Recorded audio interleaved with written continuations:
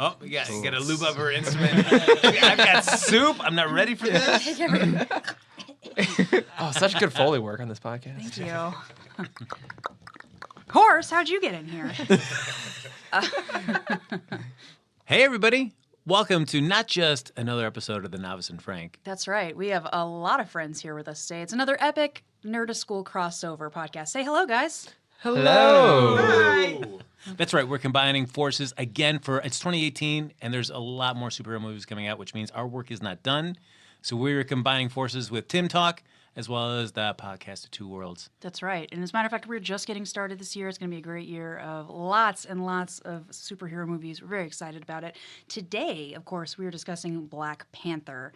A lot to talk about. Very excited. But I know you guys listening, you know what you're expecting here, unless you don't listen to our podcast normally, and then you're going to go, what the hell? But on the Novice and Frank, we usually kick it off with an improvised opening number. Usually, I mean, I think you could say always. Oh, you could say that's kind of our trademark. Yeah, that's kind of absolutely, thing. yeah. So, and looking around the room, you just see, like, everybody just smiling with, like, anticipation, like, they're yes. excited. Cameron off mic had said that he'd been working all over the holidays about, like, you know, like, I have a voice coach now, Oh, just wow. in preparation for this. Wow. I Well, love that this. is dedication. So we're going to kick it off with our opening number, then we'll go around, we'll introduce everybody so you know who to thank for the song that you just heard. For these sweet beats. Sweet beats, tasty licks. And then we're going to talk a little bit about Black Panther. Get on in Just here, a buddy. little bit. Just a little bit. bit. Vibranium! Frank blowing up the mic hurts everybody's ear holes. Vibranium! Gonna talk about Black Panther. It's the epic movie, maybe of the year. What you guys think about it? Jumping now. It was good.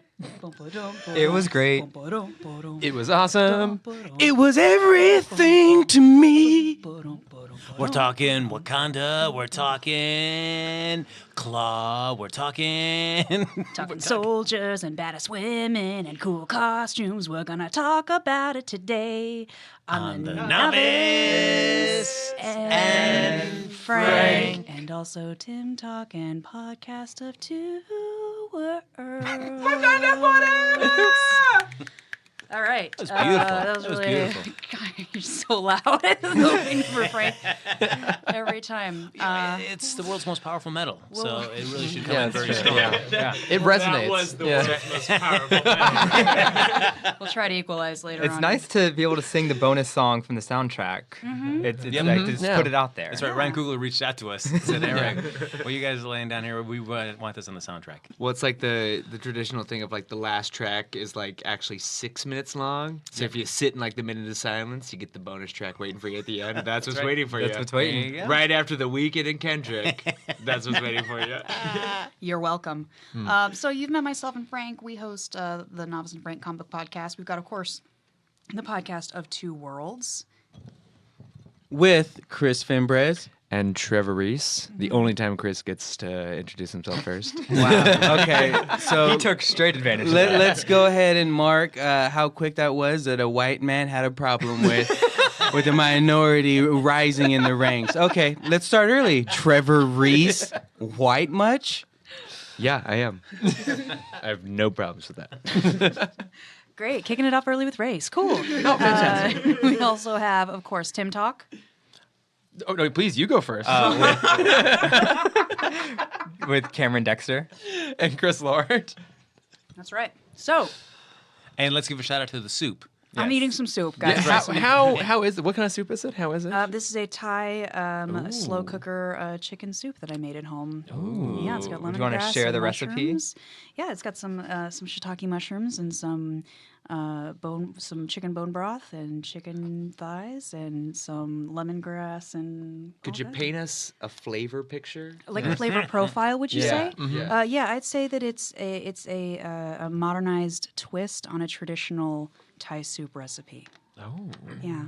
Thanks, guys. Available in the description. That's right. Yeah, it's a recipe by Hugh Atchison, who's one of my favorite chefs. Patrons get it for free. That's right. And so, Amanda, you decided to come here and join us, of course, for this big crossover episode. And at no point you thought, I should bring soup for everybody. I have soup for everybody. yeah. Everybody just has to sip out of this little thermos. I'm going to bring tiny cups. Did you brought some bendy straws though, so we didn't have to like? If pass you it want, around? look, there's And you actually a just, cup like- here. If you want, you can pour yourself some soup and into this cup, and you can take a sip and then just pass the whole thing around. Oh, well, there you go. Yeah. I'm sorry, it's chilly outside. I'm enjoying my soup. It didn't time out right, so I didn't get to eat it at home. I'm sorry, guys. Look at this. It wouldn't be the Novice and Frank without a nice digression about from the topic at hand. That's right. Yes, I blame you. absolutely. I thought you guys had like a soup check-in every. It's our hot news segment. It's their weekly We soup. do. It's just going to become bits. It's like every time it's going to be like, all right, improvised theme song. What's in the bag? And then like, what kind of soup's Amanda eating? Is like the hot new take. Yep. Yep. I will look for any reason to go off on a delightful tangent. For You the will. show. Yep. You will. So get ready, guys. It's Oh, gonna be an I'm exciting ready. one. I'm strapped in. That's right. I mean, because Cameron went down to Walt Disney World, guys. I No. did. You did, yeah. It was, Wait, I have not been there, but what's the Marvel presence like down there? fun fact about the Marvel presence there, it doesn't exist. Because of Universal Studios Orlando? Yes. So the contract with theme parks and Marvel is everything west of the Mississippi, Marvel owns it. Everything east of the Mississippi, Universal owns it. So Universal Studios has the Hulk ride, the Spider-Man ride, I think a Thor ride. I don't do roller coasters, so I don't do any of that. But yeah, it's kind of weird not having it there. In terms, can they have characters at all in the parks or no? I don't think so. I didn't see any characters. The only tiny bit of Marvel that I saw in the parks is at Hollywood Studios, their nighttime show. They have an ode to live action movies, and there's a small segment with Guardians and a small segment with Doctor Strange. Oh wow. Just those two? Like Yeah. no Cap, no Spidey, No, Thor. I think it's because of the timing of it when they made this. I think it was right after Strange. Oh, okay. That makes sense. The real question is, will we ever see Wakanda at Epcot? I wish. That would be amazing. That'd be so cool. Let's see That what. was a surprisingly relevant tangent. Thank Frank? you. Yeah. Yeah, because Well I could done. already, as I made that, I was like, I could feel just the sorrow in the The room. Going, energy in the that room." son of a. But all right, at the top. I mean, well, of speaking of sorrow, we can Yes. really dive into Mission Impossible 6, I feel like. that all out. Yeah, that trailer. I don't know, man. I'm kind of digging it. But all right, the Black Panther. That's the whole reason that we're here. Hot takes, real quick, go around the room. What'd you think briefly, and then we'll get more in depth. We'll start with Chris. Oh, I loved it, actually. Pretty much all positive things to say for a change. So, I mean, yeah, it blew me away. It surpassed all of my expectations for it. Strongly recommend. It was really awesome. It made me need to go to a gym every day for the rest of my life. And it's the first, I feel like it's maybe the first superhero movie I've seen in a while that if they played it immediately right after, I would have just stayed in the theater and watched it again. Yeah, I definitely agree. It was awesome. It was really fun to watch. It didn't feel like it didn't have like usual like lag. Like it didn't feel bloated despite introducing an entire country's worth of characters and ideas.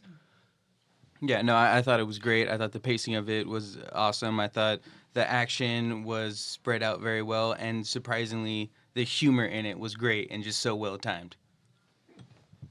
I was fine. It was fine. I don't know. I don't know. And maybe it's the hype. Maybe it's not. But I just came out of there going like, oh yeah, it was fine. Racist. Yep, that's right. I think it's, yeah. It's like, wait a minute. There's way too many. No. I had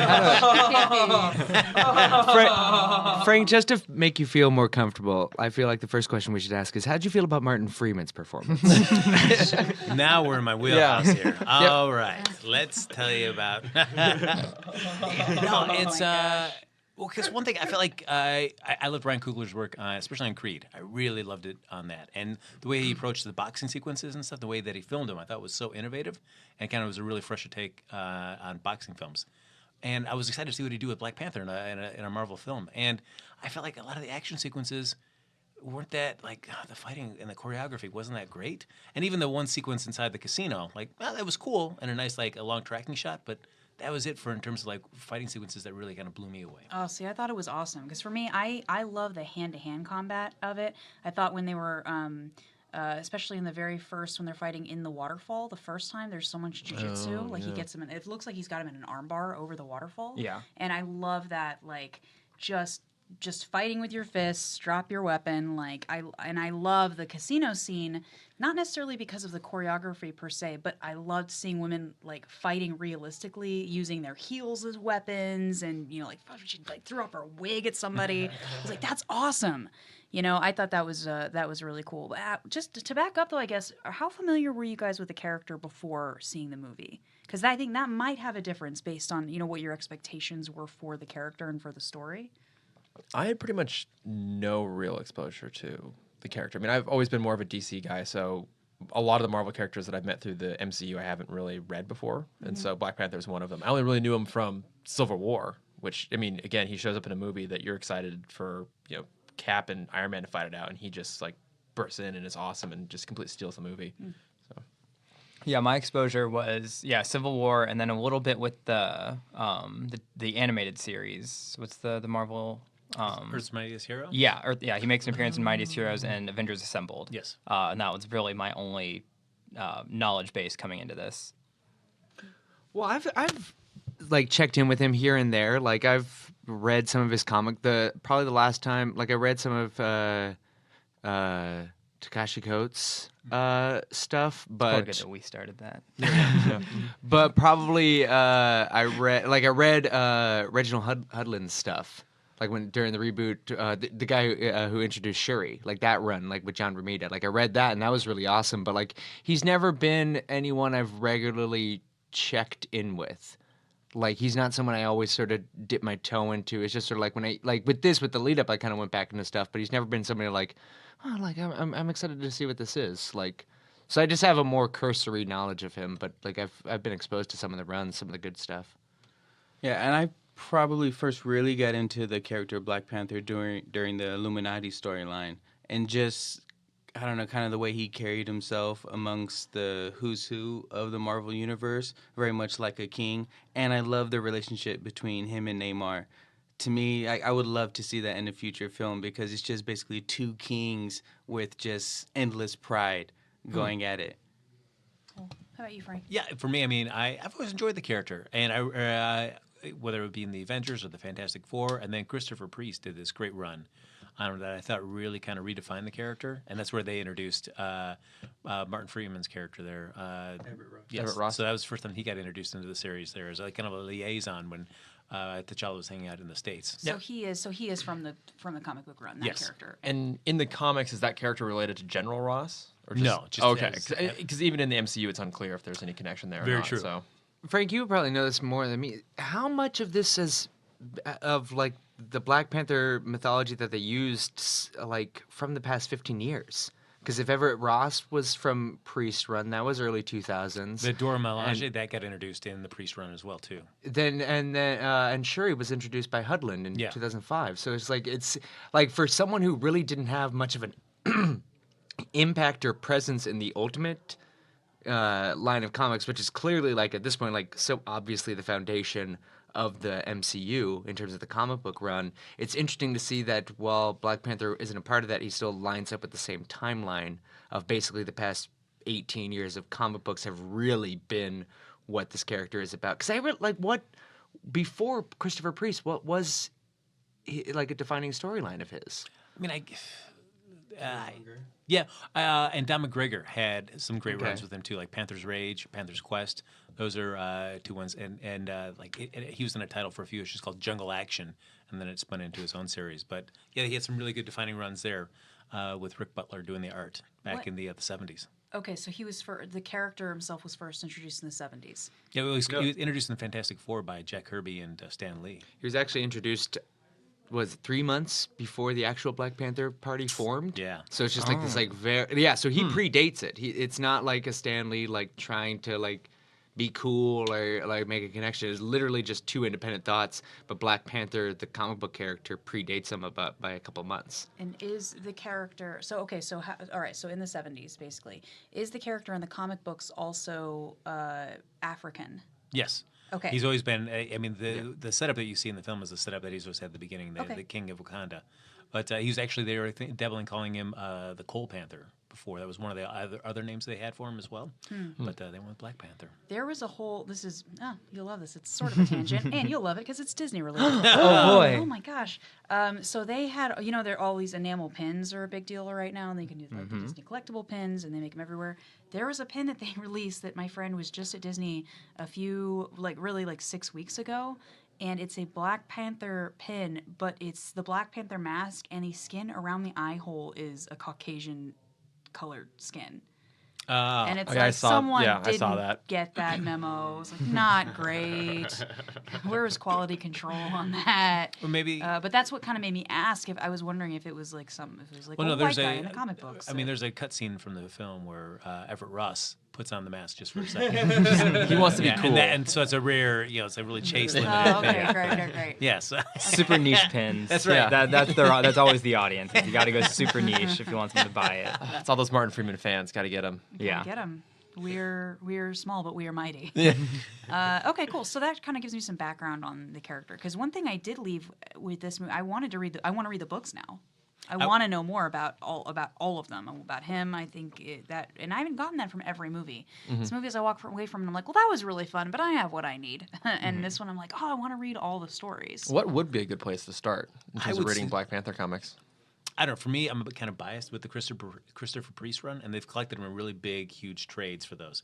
They're on sale right now in Comixology too. It's also because they're like at least 12 issue omnibus size stuff, and if they did 4 volumes, I mean he was on it for 6-7 years. Yeah, because he did I think almost 60 issues. Yeah, wow. It was the entirety of his Marvel Knights run, right? Yep. Yeah. It was all him with Mark Bright doing the art, Sal Valletta, a few other people. Was he? as well, He was American based though during that whole run, right? Because Yeah. all I remember from Christopher Priest's run is the trench coat look with the dual guns. Oh yeah, later on, yeah. So that was, but this is all like when they first brought him back in that run. He also had they gave him the cloak back as a regular thing. They gave him the gold claws and the gold necklace as well. So that was kind of a different look for him as well. But they really played up his shrewdness and his intellect, where he was always kind of 3 or 4 steps ahead of everybody else. Very much kind of like Batman. He always had a plan and a contingency for anything that he was going to come up against. Now, wasn't that part of his original introduction too? Because a friend of mine kind of told me the story of his first appearance in the Fantastic Four, but doesn't he basically just show up and just school the Fantastic Four to prove that he can? Yes, the easiest way to prove how cool somebody is all right, by schooling another really cool superhero or group. Oh yeah, if they schooled him, then he must be really cool. I gotta like this guy. So when you're the king of Wakanda, man, you can do that. Yeah. For me, I feel like about the film, I'm torn because it's certainly there's for a culture, there's a lot of ritual to it. So, but I also felt like that in ways that kind of got repetitious, and I don't know. No, I would agree with that because I've seen it twice now. The second time around, Is it just repetitious because you saw it twice? It is, yeah. I was like, oh my god, I've seen this before. But no, so the second time around, I did find that the kind of end of the second act, beginning of the third act, did slow down a lot. And I know what you mean. So they have the ritual fight at the beginning where he becomes king, and then it happens again when Killmonger challenges him. And then there's an extended sequence with him and is it M'Baku, right? And I found that, especially second time around, I just wanted those to kind of go quickly because I wanted to get on to more of the stuff towards the end. But I agree with you because I feel like they had to set up a lot of stuff once so they could pay it off again later. But in doing so, some stuff did feel a little bit repetitive. And this is jumping all the way to the end, but I felt like what felt really repetitious is at the end of the film where we see him back in Oakland, and the young kid comes up to him and says, "Oh man, who are you?" And it just goes to Chadwick Boseman, and he's silent. He and just then we go to credits. smiles. Yeah, Because they also do that in the post-credit scene. It's the exact same thing. And I was like, why are we hitting that same beat, and especially so close to each other? Yeah. So I feel Because the post-credit scene it perfectly mirrored the end of Iron Man 1. Yes. Yeah. Of the I Am Iron Man. And I was waiting for just the I Am Black Panther, because it did feel a little out of place. I feel like they shot 2 endings and they couldn't decide which one to use, so they just put both of them in. Maybe that's true. Well, how do you, since clearly Marvel has a specific formula with their origin stories, how does this rack up against the other number 1 issues, I guess we'll call them, the origin stories, the number 1s of series? I think they handled the clone villain much better here. Because when we last got together, we all talked about that. Of like we were a little upset that it was just another clone villain. But To clarify, you do not mean a clone of the hero, but a villain who uses like the same powers and weaponry the as Dark the Double. hero. Yes, the Dark Link. Yes. The Ironmonger, the Yellow Jacket, the Abomination, Red Skull. Yeah. The Upside Downy, the Doohickey Double. The actual clone, Logan. Yeah. Oh shit! Really, Michael Keaton remains the only one who's not really a Dark Double, but he kind of is. I mean, Loki isn't really a Dark Loki. Double. Yeah, that's true. He's just- so those he's are just the also two. an Asgardian, Those are yeah. the two, but also like those are also the two best villains of Marvel. Also, if we had like a Mandarin Chris is a Hemsworth little- clone on screen with normal Chris Hemsworth, I think the world would break. Yeah. It's just Thor fighting real Chris Hemsworth. That's right. Check back in with me in a few minutes when I stop thinking about this. What I liked about it, I thought like Civil War did a great job of setting up Black Panther. That I was really excited. So I felt like this film was almost not necessarily an origin about Black Panther, but just more about the culture and the society. I thought it did a really good job of setting up that whole world. I did think it was interesting that this is the first, we'll call it, spin-off hero film that hasn't had another hero in there, right? So even Spider-Man had Iron Man in there. Even Thor brought Hulk in too. Like we're seeing a lot of like team pairings going on, almost like they're hedging their bets, being like, okay, well, like Thor: The Dark World's didn't do great, so we're gonna go ahead and put Hulk in here just to kind of draw some more people in. And this one it's just him. There are no other heroes. It's completely whatsoever. independent. I've had Yeah. non-nerdy friends that are like worried, and they're asking me like, can I see this movie without seeing some of the other ones? I'm like, yes, this is a completely independent film. Like there's like 3 or 4 references you might miss, but they don't really add to the plot. Yeah, And so- I thought what it did a really cool job of it may not have been necessarily T'Challa's like origin story, but I thought it did a good job of setting up T'Chaka and his role as the Black Panther and the King and the mistakes that he made in kind of holding back Wakanda's like potential almost. And I thought having Killmonger be like the absolute kind of definition of that, kind of spearheading this thing, made for like a really cool conflict in the origin story. There's a philosophy called the Hegelian dialectic, and I was very excited that I could finally bring this up into a Did conversation. you know this before? I did, Okay. surprisingly. I knew this before. And it's that exact point. It's you don't make your villains evil for the sake of evil. You make them the antithesis of your main character. So you have Black Panther who wants to keep Wakanda safe and private. You have Killmonger who wants to use the technology to take over the world. And then you have the synthesis, which is Black Panther using technology to save the world. Sorry. No, go ahead. Well, I was gonna one thing to toss in, but then to jump in on that is like it feels like this is an origin of what the Black Panther means to Wakanda, because it is very much like you see him as like, oh, cool, Black Panther. He's fucking hunting down Bucky. He's like getting into scraps and everything, like watching in Civil War. But this is like, no, the Black Panther is actually a much more spiritual, much more warrior-based figure. And so I like that, like getting the introduction of that. But then what you were talking about, the idea of not making the villain. Evil for the sake of evil. He's yeah. just the antithesis to the hero. But I was gonna say to that is like I feel like not like Black Panther like Chadwick Boseman, T'Challa wasn't necessarily wanting to keep them isolated and private. Yeah, he was already conflicted with it because he had half the party telling him to open up the doors. You had half the party telling him to keep it closed. And I think it was Killmonger showing the dark side of it for him to see that there is a brighter side to option B. And Chris and I watched Civil War just like literally just going into Black Panther. I kind of feel like T'Chaka was planning on doing that. If you kind of look at it, kind of like expecting like this is Wakanda's like coming out party is the Black Panther movie. Like it feels like T'Chaka was going to do that before he dies in that explosion. And so it's just sort of like that was something interesting I hadn't really picked up on in the first viewing, but now sort of looking back at it in the context of what the film was eventually going towards, it's just like I think that's what they were planning on doing already. Okay, Is sort of revealing it. I don't know, kind of along those lines. I think that this this film had. We all right? We okay? This film had so many themes. I think in it, so many things that it dealt with, and the material, just from a topical standpoint, could have been very heavy, and I think it could have weighted down the entire film. So I don't remember which of these we were talking about last, but I was like, God, there were so many. It felt like they were trying to make such a point about things that I kind of got bogged down. It took me off the story.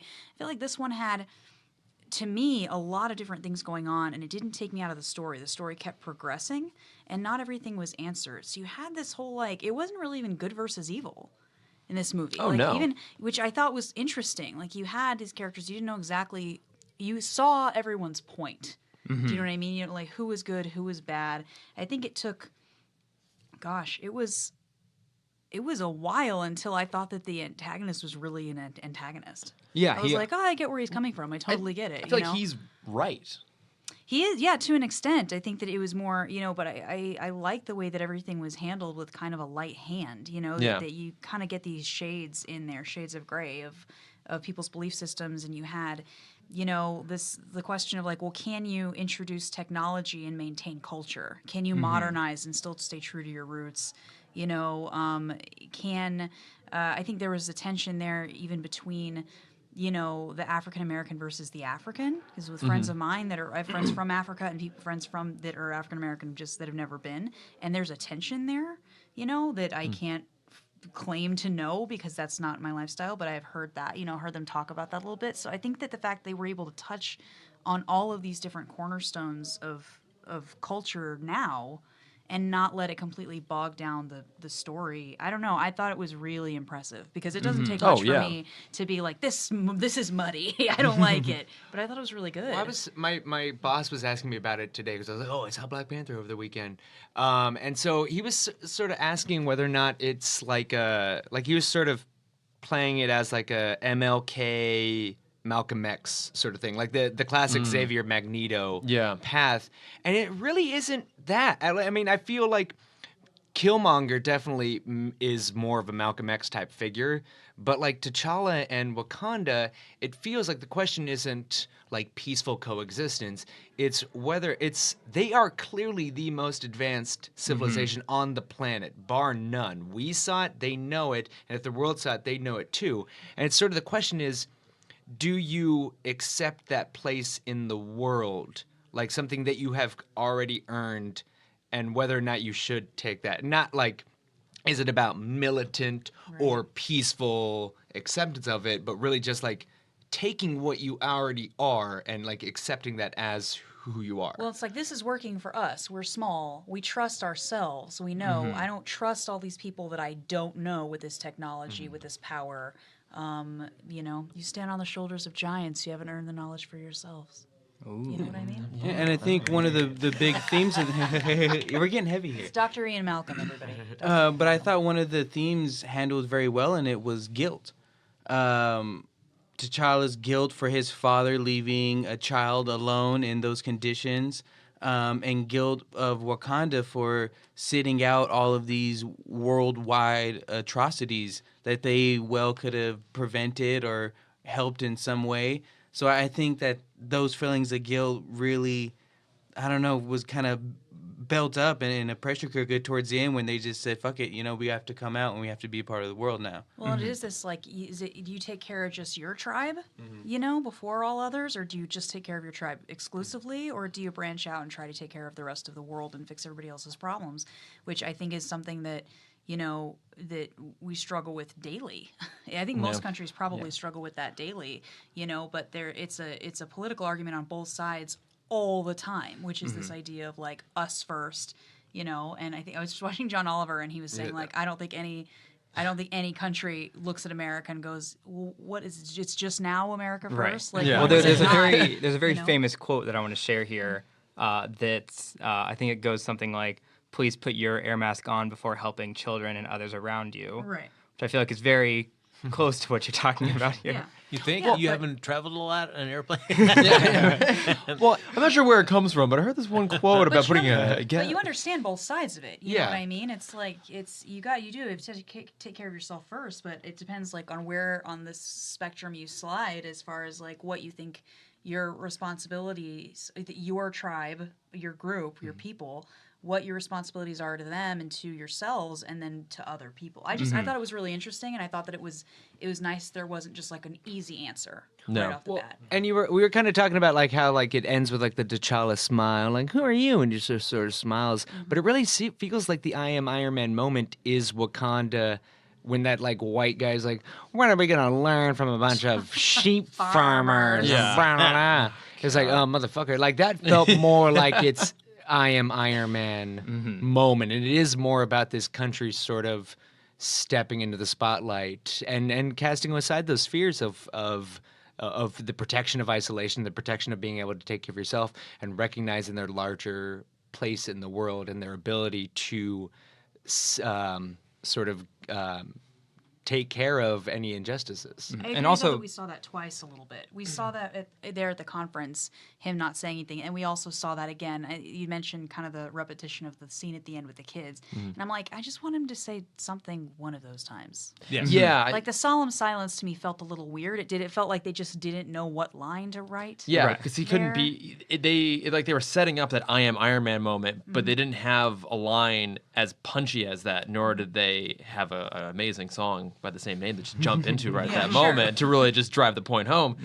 But yeah, it was weird they did have that moment of silence twice. It's kind of that's like a knowing wink almost to the audience right Well, back to back. I'm wondering if that's a concession of the Marvel concession of that moment's being punted to Avengers. Well, because it very yeah. very clearly from the previews we've seen, Wakanda factors very heavily into Oh, Avengers yeah. Infinity War. I mean, you look at the trailer. I mean, because I went back and rewatched the Infinity trailer trying to see like who I recognize now that I've seen the movie, and so Okoye is charging into battle with the rest of the Avengers. Ahead of the Hulk. Yeah, ahead of the Hulk. It's like, well, yeah, she's earned that because she's fucking badass. Badass. She's the best. Yeah, like I think that was another aspect of this that I loved was it's interesting that Marvel seems to kind of have their finger on the pulse in a lot of ways. So obviously Wonder Woman came first in terms of like really putting like a badass woman on screen and be like, oh yeah, not only is she able to go toe to toe, but she's the superior to all the men around her. And then this comes along right after it and does the same thing. Like Yeah, the discussion I had with somebody is that I feel as though Marvel has really embraced diversity in their films and in their comics with Miles Morales and with these they have full on embraced it and they've used it to their advantage and played it as a strength. They've reached out to audiences that maybe that wouldn't have been coming to see these movies. I feel like DC is dragging their feet. Yeah. I feel like DC hit gold with Wonder Woman. They had an amazing director and everybody was like, "Yes!" And then they took 2 steps backwards with Justice League. Even only just, 2. Wow. yeah, do you know what I being mean? generous. Though? Like, I think that they did. They took a leap forward, and I think that's great, and I'm so happy and appreciative for that. But then you go in Justice League, and not even just like, and I'm like, all right, I don't think that like Patty Jenkins should direct everything now. I get it, but Yeah.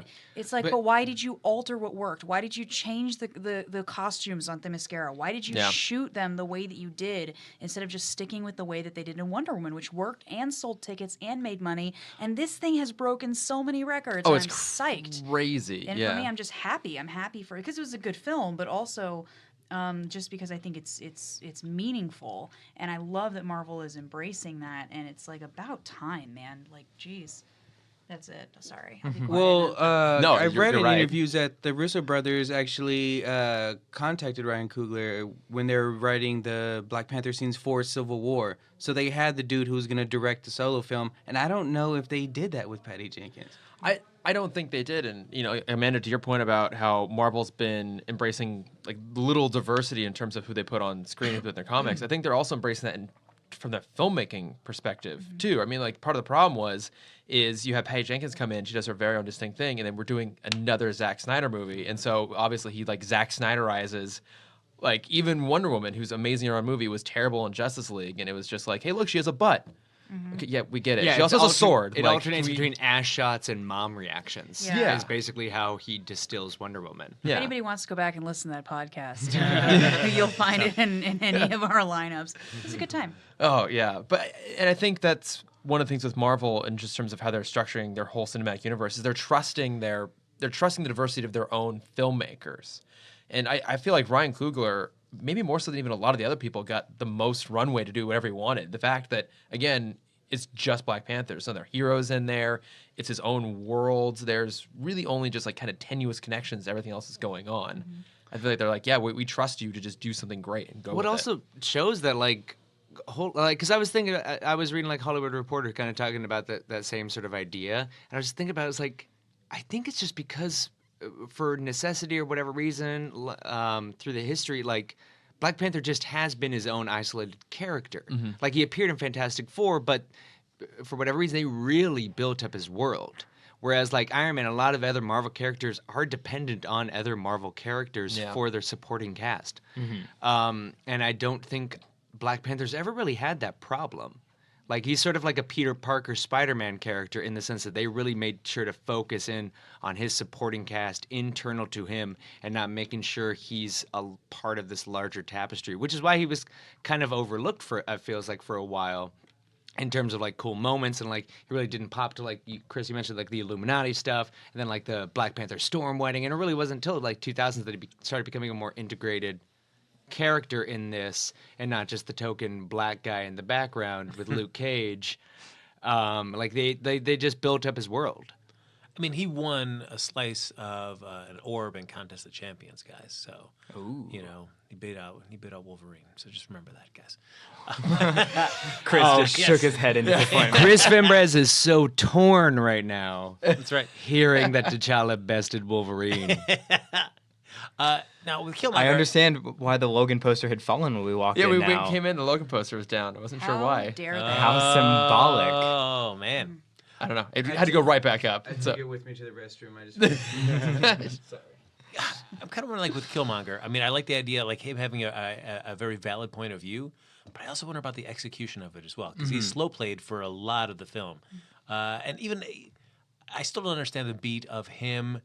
It seems like he's trying to pull a fast one on Claw with the idea of like, hey, take me back to Wakanda. But he also kills him before he actually goes back to Wakanda. And Right. he How still does he know gets there. where it is? That was that. Well, they showed a map when he found his dad's thing. His dad. Oh, that's- there was a oh gosh, what's it called? This degrees west, this degrees right. compass. Latitude and longitude. Latitude and longitude. Thank No. you. So he found that with like a map. So I figured, but I also thought that caught me up too. I was like, you just killed your pilot. How are you gonna?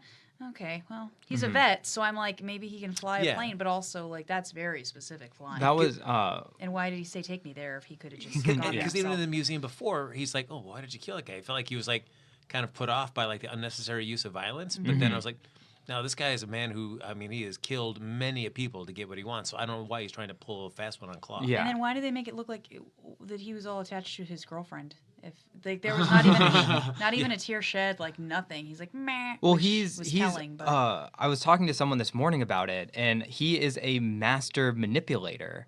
Like his role is to go into governments and shut down everything. Very true. And that is an aspect that I really think they downplayed, because Claw says it 3 or 4 times before he gets shot, and I think that is something that I wish they would have jumped into a little more when he had been in charge of Wakanda. what's the white guy? Everett Ross. Nope, other Claw? no, the guy Gollum? the government agent, the CIA. Everett Frodo. Ross. Everett Ross. Oh, Everett Ross. Sorry, you all said it. Are you sure it's Everett Ross? But yeah. Henry he Gyrich? talked about it. Yes. He talked about it though. I mean, he made a point of saying like that's what this guy does. Yeah, right? but the only thing that he really does when he's in charge is like just send weapons out. Well, it felt like he. And I would have loved a more manipulative aspect of it, where he's like, you do see him take advantage of the emotional distraught of the, what's his name, the guy in charge Everett of the Ross. armory. Oh. Everett Ross. Gollum. Daniel Kaluuya's character. Yeah, the friend. Oh yeah. Who's in charge of the awesome rhinos. You do see him take advantage of that emotional manipulation, where he uses, like, he knows someone here was affected by Claw. He'd show him a body, he will take me to who I need to see. So he picked the right. Yeah, it felt like they just gave him lip service to a lot of that stuff. And Michael B. Jordan didn't play that. Like, I felt like Michael B. Jordan played a pretty straight villain, and then they put window dressing onto it of like the exposition of like, oh, he destabilizes government. But then also that scene he had with Sterling K. Brown with his dad, like as he's still having, and like the King's Vision thing. I loved that. Yeah. Like really seeing where he is emotionally, but I wish they would have brought that into the actual. It didn't feel like they really brought that into Michael B. Jordan's performance moving forward. We just acknowledged that it's there, but then he remained a like hard and badass who's got all these scars because he killed so many people. Yeah. It affected the antagonist, but not the protagonist under the exact same circumstances. Yeah. Like when when he came out of it the first time, T'Challa. T'Challa. When he came out of it the first time, The ancestral plane. The ancestral plane, yeah. When he first came out of that, it felt like it shifted him a little bit, and he I felt like it resonated with him, and he like sort of carried it off. Mm-hmm. And I felt like the second time it happened, it didn't. You're right, it didn't have an effect that Steve was like, oh, that was weird, and then he just was like, well, back to everything. Yeah. Burn everything down. Yeah, with T'Challa, it like gave him confidence as king, and it would have been nice for like Killmonger had this goal to like when he does see his dad again, maybe that would like waver him a bit of like maybe I do see their point now, but then when he does like come out of it, he snaps him back into like these people still killed my dad. I think he's too far gone down that path. He's just too damn angry. But it's like his personal loss, but just like the broader like societal loss, and that he really genuinely believes that this is the only way to go. I don't think there was any room for him to backpedal. Yeah, now, all it took was a spear to the chest for him to realize his wrongs. Yeah, well, even then he didn't really. He never capitulated. Like he never backed down. Like I would agree that we give him a lot of like background, and then from that point on, he basically, especially the final battle, he is borderline mustache twirly just in terms of like his motivations, what he's going for. But I think in general though, they have like kind of fixed their villain problem. And what do you guys think? I mean, the last year we've been getting Vulture, Hela, and now Killmonger. I feel like those are three contenders for really strong villains we haven't seen since Loki, basically. I wish. What do you guys think about that? I wish they had made it a little bit more. They gave him such a great point of view to have coming in, and I wish it hadn't been just so ramped up to like I'm just a arch bad guy. I wish it would have carried through, like we've been saying before, that there would just been a little bit more. Some of those shades had carried through. I felt it would have made it stronger at the end. So I feel like I liked it, and then I was kind of let down by it by the end of the film. Yeah. Well, it was an unconventional way of looking because it was probably the most understanding we felt towards a villain, basically in all the Marvel series. Like Michael Keaton, yeah, kinda. Loki, yeah, kinda. They're sympathetic, but in terms of their point of view, I don't really understand, agree with this it one the way I got. yeah. I'm like, oh yeah, he's got a point for sure. But I think the fact that it has to eventually fit into the round hole that is the bad guy fight at the end, that they just sort of had to breeze past it, I feel is the ultimate failing of it. Another thing is the other characters' conflict to this, because you see, not Shuri, who's the badass girl, Okoye, yeah, where she has the talk of like, I serve the throne, I can't run away with you, but then immediately turns on him. I wish... Because the king has returned. Yeah, well, yeah. And then you're breaking tradition. It's like the you challenge. can't interrupt. Yeah, the challenge isn't over. I can't interrupt. Yeah. I liked that, though. I liked that she stuck to her... I like that she stuck to her post, because she's a general, like above. Yeah, just because I don't like it doesn't mean... Right. I can abandon what I do. And, despite everything, it is argued, and this is what I'm saying, there were some shades there, which I really dug, but, he did kind of fair and square get the, if the actual king had died, the new king would have taken the throne, fair and square. Yeah. Voted. You know what I mean by, so it's not that's I like that the guy that stepped in to help the big guys that bark. Yeah. I like it when he's like, it sounds like it wasn't a murder. It sounds like it was a defeat. I thought that was, I'm glad that they made a point to point that out and to state that. So I think that she's like, well, he's my king. That's my job, it's my whole job. So. Well, Frank, you just gave us three people to sort of value and judge in terms of their strengths.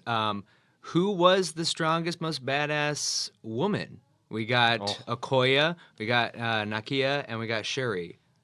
It's just those three women were fucking fantastic throughout, badass throughout. We meet Nakia as she's undercover being kidnapped by some Boko Haram fucking group. And then Shuri's just badass throughout. Q. Yeah, she's Yeah. smarter than Tony Stark is what the producers are saying. And then Okoye, Denai Guerrera, like bald, So badass, awesome. without any Black Panther super soldier serum, flipped off the hood of a car and landed and like snowboarded that. Yeah, I'm leaning more towards Shuri. I kind of like. Oh, I love Shuri. Yeah, that she was really I cool. think she. It's hard to say who. You know, she jumps on one of the posts that I saw. It's like, you know, Shuri jumps on like video games and just calls everyone she beats a colonizer. Oh yeah, I feel like Shuri got. I can't even say like the best moments. I think she like stole the show the most because she's also hilarious. It was well placed, though. I didn't feel. Yeah. I felt like it was, yeah. you knew immediately what type of character she was, and I think it stayed consistent. Which is a lot of times when they try to do this comic relief in these movies, it's either done really hokey, or it doesn't it doesn't serve the greater film, and it doesn't feel consistent. And I thought she was consistent throughout. Yeah. Well, it's a great dynamic, brilliant. that big brother little sister thing. is Oh played yeah, off it was really perfect. Yeah, it was really really good. Well. What are those I shoes? mean, Oh my god. Those were cool. There were- yeah. There was a group of like, I would say like 8 to 10-year-olds in front of us. And when she did the what are those lines, those kids just flipped out. They were just like, that's what we say. They said what we say in a movie. And just lost it. That's awesome. Sneakers. It's such a great joke. Oh, Yeah, I love the solid. sneakers. Yeah, but I think Okoye got so many moments to be a total badass, like the casino fight, which is my favorite sequence. But I think for me, her best moment though is at the end when she just stands down. Wakabi, I looked him up on the rhino, and she just stands there, and he's like, "Oh, are you gonna kill me? Yes, I will kill you." Like, Yeah, without a doubt. yeah, stop she this. says, And yeah. he has like, okay, Yeah, yeah, you're right. I You're right. I can't. gotta stop. Like, No one has talked. I haven't seen anybody talk about this yet, and I haven't heard anybody talk about this yet. But this is something Angela. that Hot scoop. Oh, Angela Bassett, I'm telling you, oh gosh, so great. But no, the ladies are driving the car. Denai is driving the car barefoot. yeah. God, that's amazing. I have seen, I mean, like Mission Impossible, all these movies where you've got like ladies in evening wear and they step into these hot cars and they drive the hot cars. Bond movies, I have never seen one drive barefoot, and it made my life. And the first time I saw it, I was like, did they show that? And then they came back and it was again, and I was like, that is amazing, because that's how we drive. If we have to drive in, like, if it's an event or whatever and we have to leave and we've got to drive a long way, we take our fucking heels off, and that's you how don't we just do pivot your it. foot on the. I mean, I point of the heel? can, but it's not a good way to drive if you're wearing Yeah. high heels. Well, And so I was just like, practicing it was such a. Very cool. It shouldn't. I don't know. The- It made my life better. It gave me life. The Seeing that. director made a short explaining a fight scene a few days ago. It came Yeah, out. so he basically goes through and breaks down the whole casino fight. And one of the things he's talking about was like kind of weaponized femininity, and specifically with Nakia's character, like that she would, you know, she's a spy, so she knows how to like make weapons out of anything. So whereas Okoye is like a traditional fighter, she only uses her spear. Nakia will like grab a guy, slam him into a table, use his gun, take her heel off, smack someone across the face with it, because she'll use whatever's around her to be effective. And it's smart because there are two. That's just a smart way of building character and choreography, because they're two women who are from the same place, but they're very different personalities. They have different jobs. They're going to come at that in two very different ways. But I feel like it would have been easy. And you see that reflected in their fight style. Yeah. You It's know? also fucking so exciting to not see the ScarJo Black Widow thigh whip around thing. yeah, the Like that's like the traditional women fighting style now. We like to get real close to the ground and just swing our legs Yeah, around. swing your legs around. Brazilian Yeah. Jiu-Jitsu. Like Yeah. it's a skip it. yeah. Because we all grew up playing skip Oh my it. god, yes, Yeah. skip it. We all, when at night after we moisturize our delicate faces, we just whip our legs around just in case, and that's our only trick. It's The all we only move do. you have now. It's Yeah. the only move we have. Yes. Yeah. No, Because you have to perfect it in all the tight clothing. So you have Yeah. to make sure every part of you looks good. That's the worst part. Is it's like I get in my pajamas and I wash my face and I moisturize, and then I'm like, fuck, I forgot to do my whippets. So then I have to take it Yeah. all off and to put on my bodysuit, yeah, my latex squeeze. bodysuit, Yeah, get into that leather cat and suit. my heels, Yeah. and then I gotta whip it my leg around. And, It's really just yeah. a hassle. It's just just a I lot of don't know. work. This is why I always look tired, guys. yeah. To go back to our gentleman for a moment here, there are two kind of points in towards Oh, I'm the. sorry. Yeah. Pardon Have this me. women we've been- talk, man. Sorry, man. We've been spending too much time talking about women. Can we, Yeah. can we jump back Let's here? okay, Frank. talk about Everett Ross some more. That's right. And man, he just was, just such a good He looking really white was the man. hero, wasn't he? Yeah. Like as mentioned with Wakabi, where I felt like 'cause at the beginning of the film, and we touched by that a little bit, where he's talking with T'Challa and about the refugee situation. It's like if you invite refugees in, you also invite all their problems. And if you want us to go out and fight, we'll do if you say that. But maybe you should just kind of keep us more secluded. And I didn't know if I felt like his flip. With all of a sudden like Claw comes in, and the fact that he's so mad at T'Challa about Claw, like he let him go. It's like no, he got away. It wasn't like I was trying. It was like I wasn't trying to capture him, but I felt like his flip was so fast. I feel like maybe there'd been a scene or an exchange earlier on that had been cut for time or something. But that I agree with you. I Yeah. actually do agree with you. I was like, What oh a man, surprise! he's That must gonna. have been tough for you to say. Yeah, it is. Well, Sorry, he- I'm just gonna throw up in my mouth a little bit. Yeah, but I do. I think that that.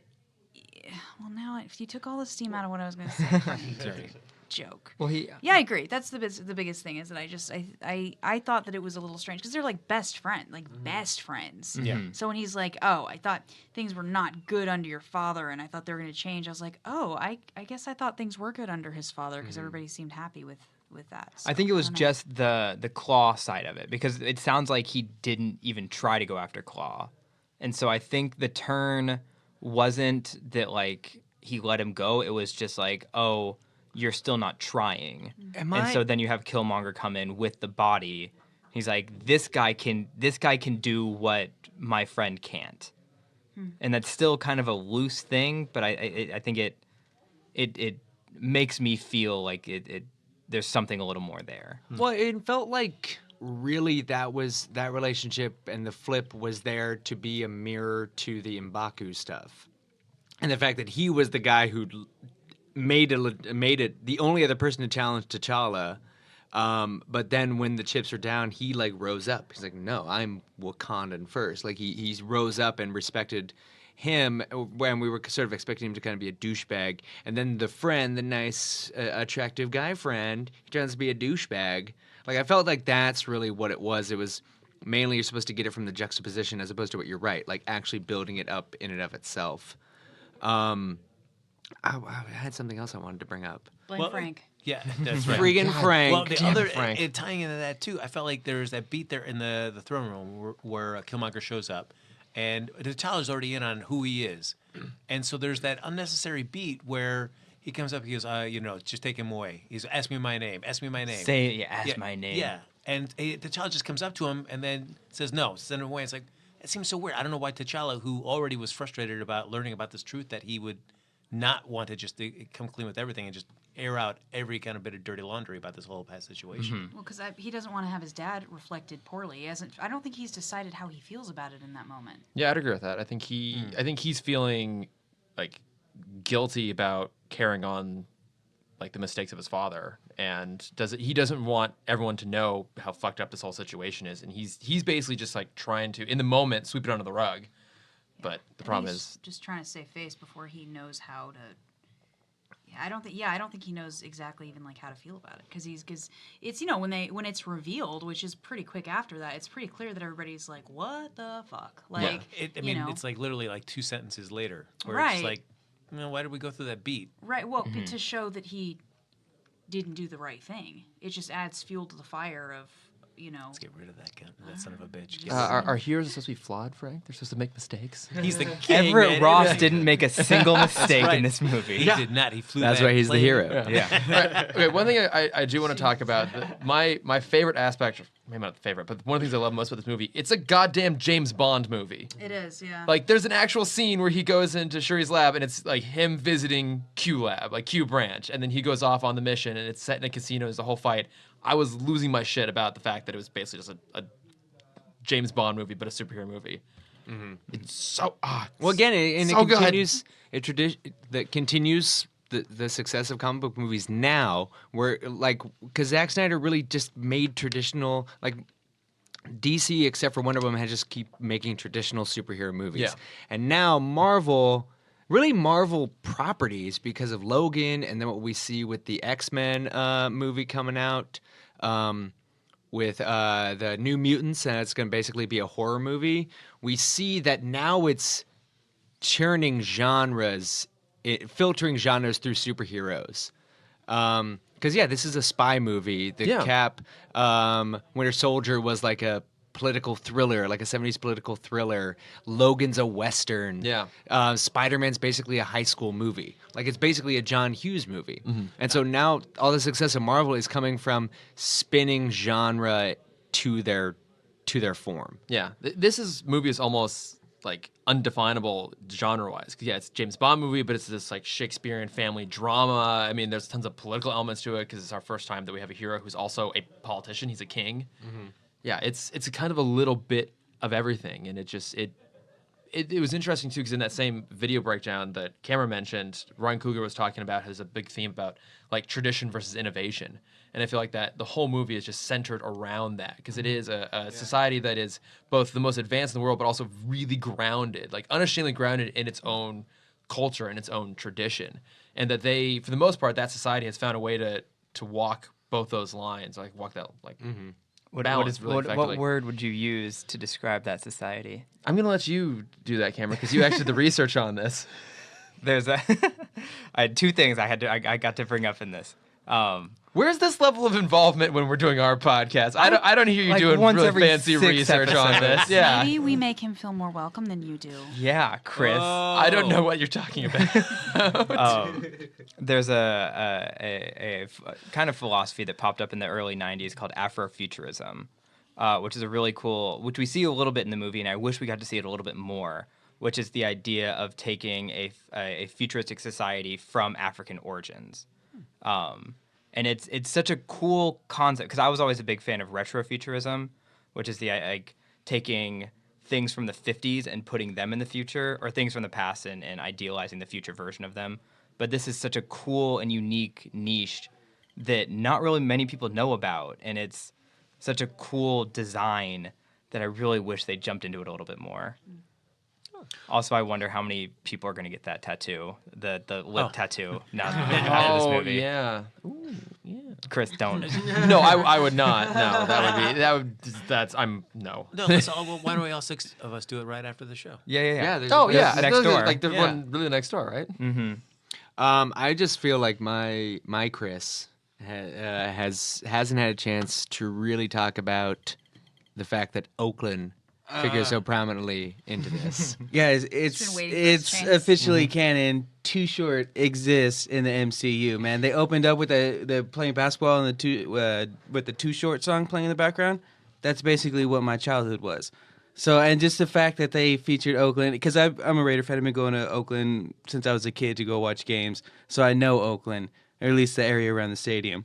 So it was really fucking cool to see them do that, and having them in there and having that be like his U.S. base of operations just fucking blows my mind. And I know we're going to see it in future movies, but now I'm thinking that maybe there could be a time where we get the West Coast Avengers.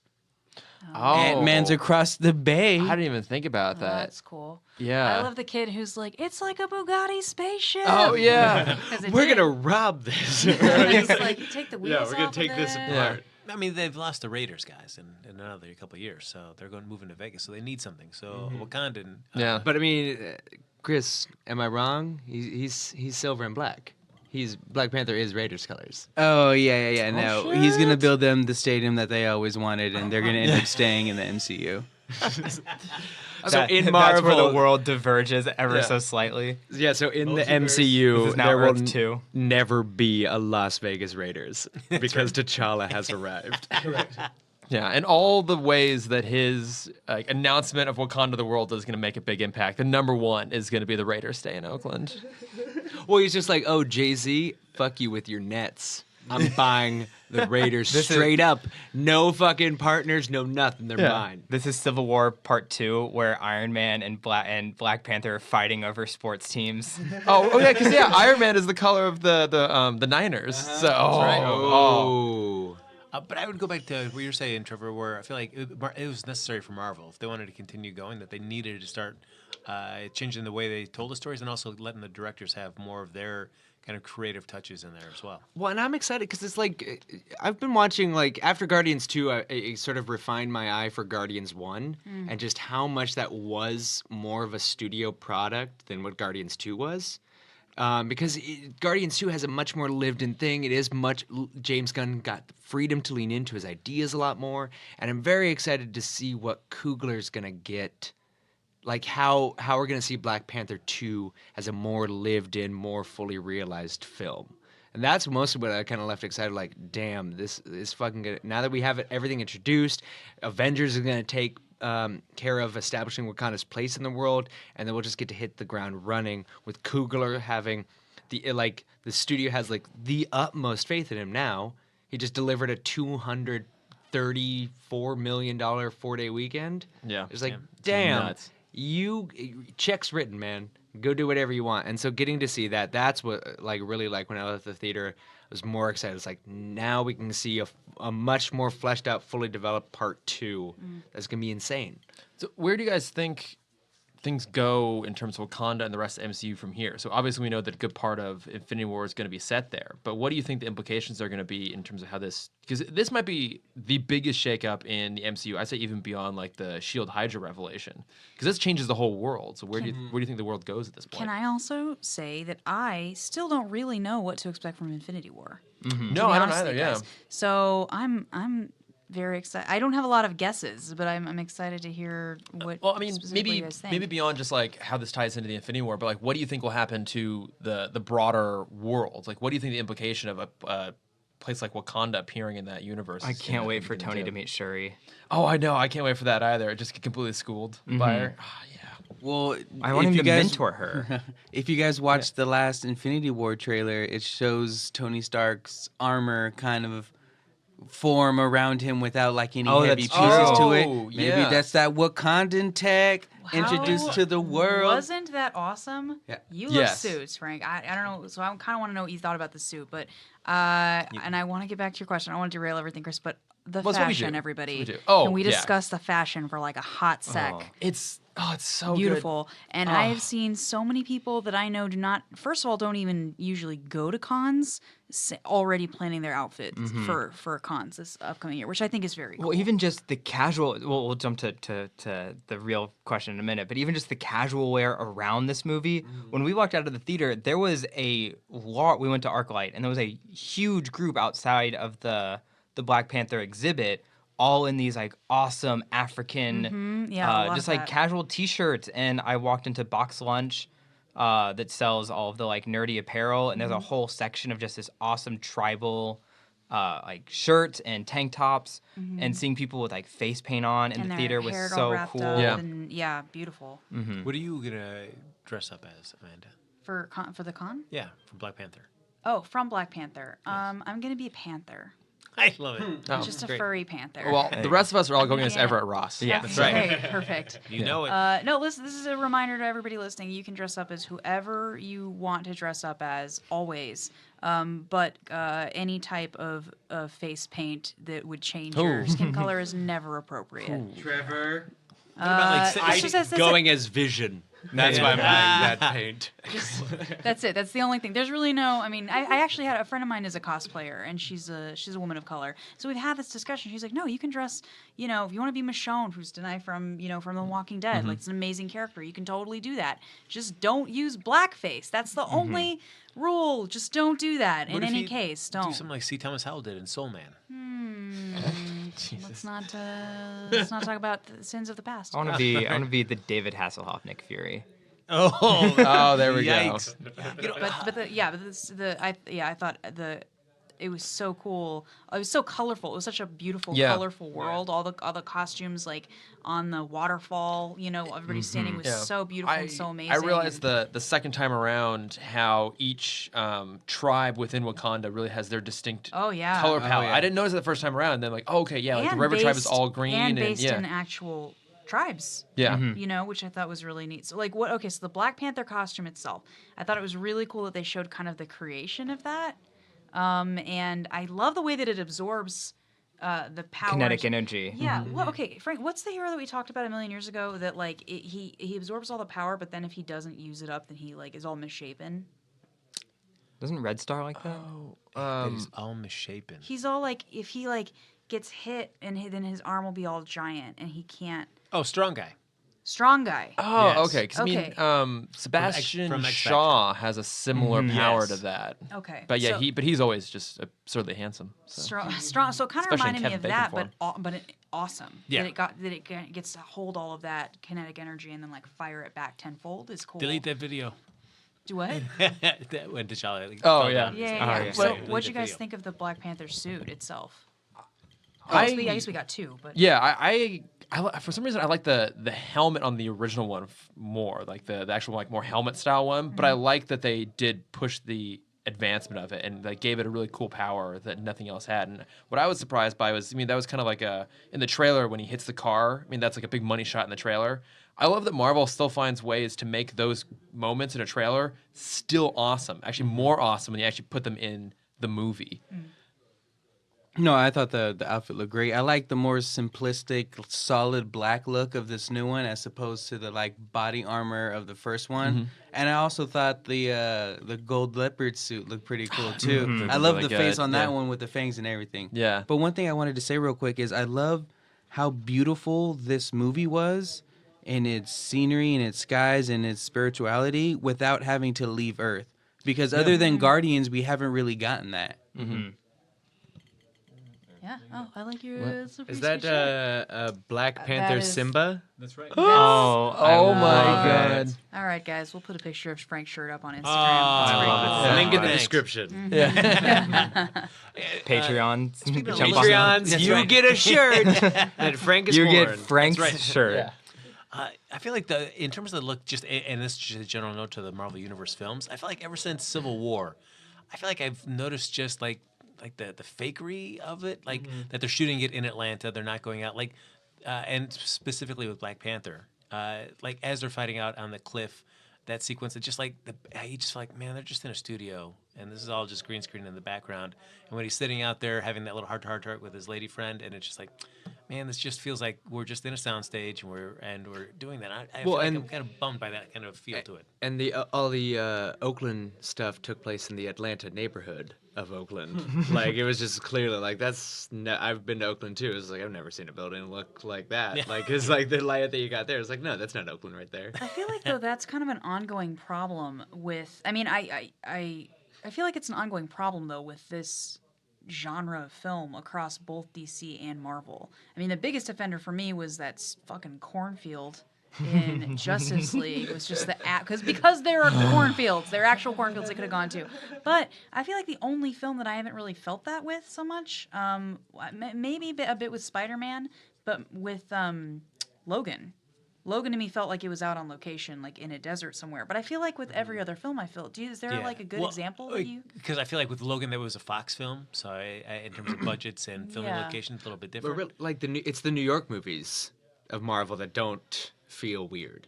Yeah. Because like they like I mean it's also like most of Marvel characters are New York based, but like I didn't feel like necessarily that way with Doctor Strange.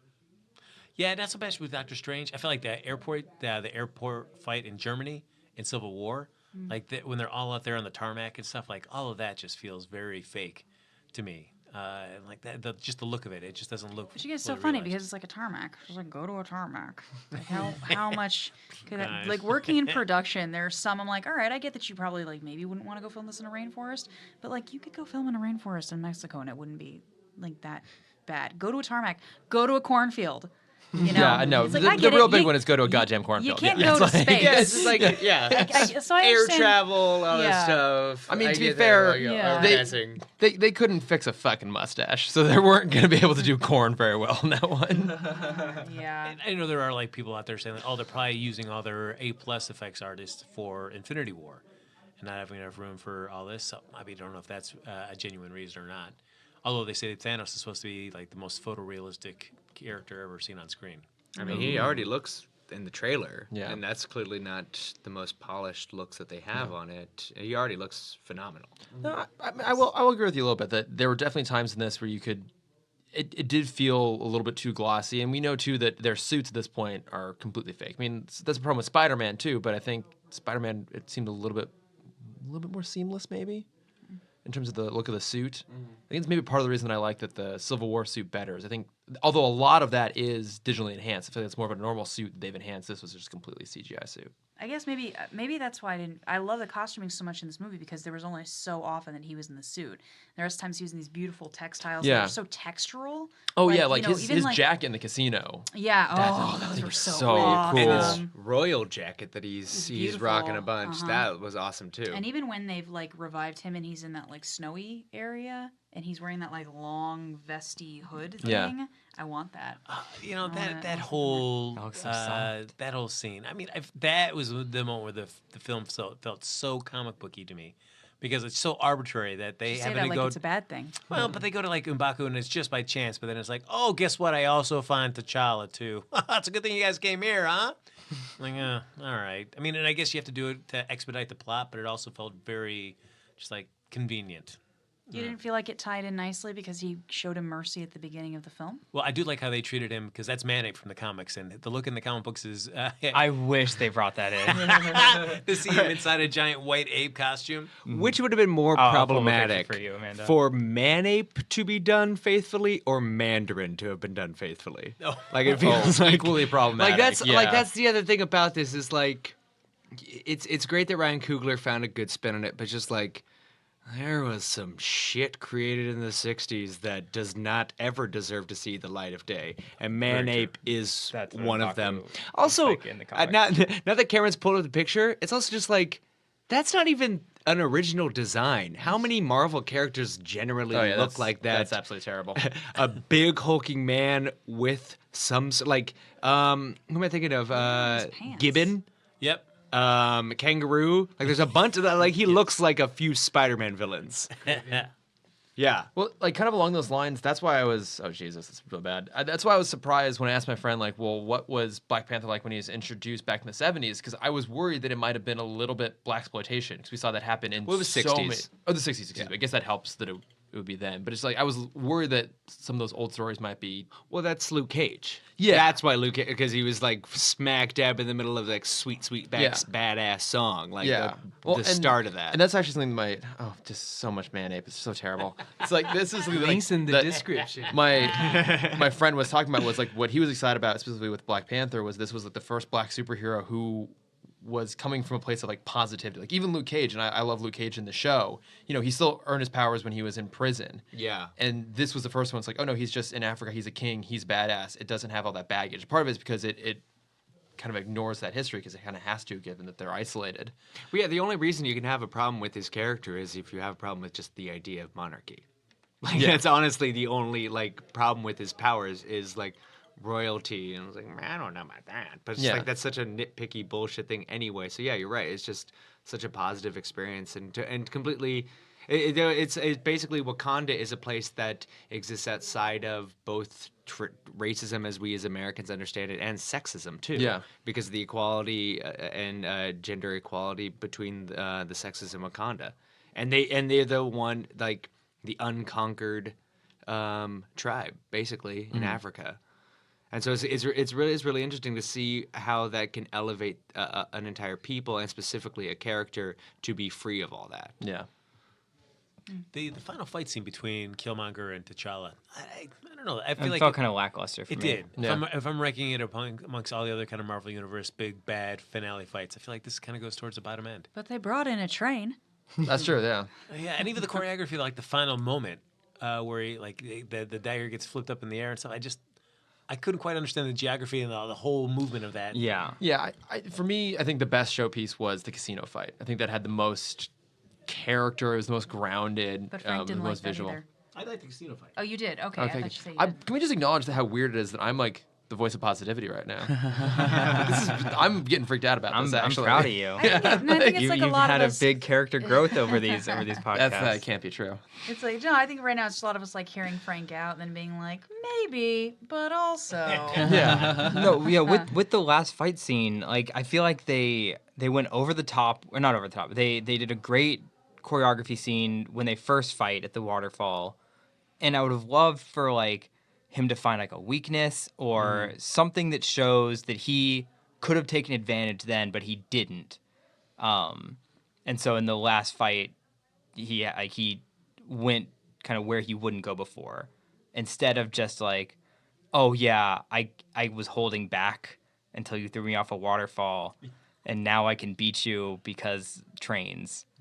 Like there was nothing that really progressed him anymore between those two fight scenes. I think Well, that's why and it felt It's a all little external lacking. stuff too. He's powered and he has his suit. So I mean, maybe you can make an argument of he's fully realized because That was he has my all this mind, stuff. is that they both at that point now have all their advantages in place. Well, right? I think the fight for Wakanda, like all the tribes going at it, set away from the Killmonger T'Challa fight, I think that was the better fight. Oh, I'd agree, And I think yeah. that was kind of maybe a little more important too, because the tribes kind of uniting and coming back together at the end kind of gives you like, okay, yeah, Wakanda does stick together when it needs to. Wakanda forever. Wakanda forever! It was violent for PG-13. Straight It up was. stabs. Yeah, it was like straight up stabbing, and like she got her throat, Wakanda Forever, and got her throat slit. But there Forrest was Whitaker. no blood. My husband calls that the Mortal Kombat rule. Yeah. It's like full on throat slit, but no blood. So like we're cool. Yeah, I have a But, big problem with that, where it's just like, oh, we're gonna have like pretty graphic violence, but as long as there's no blood, then there's like no consequence to violence. It's okay, kids. Just stab whoever you these want. aren't They'll real. be fine. I was just surprised because I wouldn't change anything. If anything, I'd be like, just bump it up a rating and make it like fully realized violence, I guess. But also, it's also one of the hot Panther on Panther action, NC-17. But I also understand wanting to keep it PG-13 so that like kids could come in and see it. Yeah. 'cause it's important to see this. I Kind think of this movie is person very on screen. important. It's Yeah. maybe more so than any other Marvel movie. It's important that like there's 13-year-olds to go see this. Yeah, but was anybody else kind of surprised? Because I was, especially a little like the throat surprised by slit. it. Yeah, that was a yeah. little- I was like, whew, all right. Yeah. I think the new show Black Lightning does a really good job of kind of portraying violence in a more real way than the rest of the Arrowverse shows, because they actually show blood on their show. Oh, and like the bathtub? Yeah. Oh, God. And then even when Lawana gets shot in like the second episode, you see like 6 bullets into her chest with like Spoiler alert. fucking spoiler. This whole thing is spoiler alert. Yeah. But I think like there Yeah, is a way that you could add Michael kind B. of a Jordan little bit dies. more violence into it without going so overboard to scare kids and shit. Oh well, because at the end, did anybody think for a moment that T'Challa, since they're like the whole thing about like, hey, we're gonna try to help people, Wakanda's gonna reach out and try to help people, that he would have tried to heal Killmonger and not necessarily I incarcerate thought him, so. but at least try to help him, rehab him. Yeah, exactly. I was really kind of surprised that he just let him die, especially when they made a point of being like white guy, Everett Ross. Everett Yeah. Ross. When he was like, hero. you can't, your personal hero. True hero of the Everett Ross. movie. yeah. That when he was like, you can't, nonsense, like you can't heal a wound like that in a day, and she's like, here you can, Yeah. and that would like they made a point of pointing that out. So when he was like still with a knife in him at the end, I was like, well, clearly they're gonna heal him. It's easy enough, and he'll be like, oh, we've been fighting, and now like we'll have to make our peace, and we'll be best I friends. see it more as a tradition thing. Because if you compare it to I already forgot his name. Everett Ross. Everett Ross. Of the ape. M'Baku. If you compare it to that, he does give him the option, like, don't make me kill you. You still have, like, your tribe still needs you. And he gives Michael B. Jordan the option of, like, I don't want to kill you, and he does say like I'd rather die than be in a prison. He does, and it So was I a think really it's a tradition great thing line. of like It's a a really yeah, I mean, beautiful line. it punches hard, that line. It does, but I also I guess I was surprised by it only because they'd made a point of talking about the healing powers of that place, and also just he was moving well enough to get all the way up on top of that cliff for the view. Do you felt? So It just felt like it was more his choice to Yeah. die than T'Challa choosing to kill him. yeah. Do you also think that T'Challa in that moment had like a bit of a combination of like guilt and respect in some weird way for him, and it's like, and maybe even recognition like it's probably actually better if he is dead, like than trying to. Like, That's how I see the tradition thing. He is Yeah. a weapon. well, yeah, I like, mean he's yeah. he's I mean just from a purely self perspective, he's incredibly dangerous to have around. Yeah. And then so maybe there's some recognition of like probably it's for the best, but also like on some level like this is what he wants, like. You know who wouldn't have done that though? Is Everett Ross. That's right. No, yeah. He would have thought of a third option. Yeah.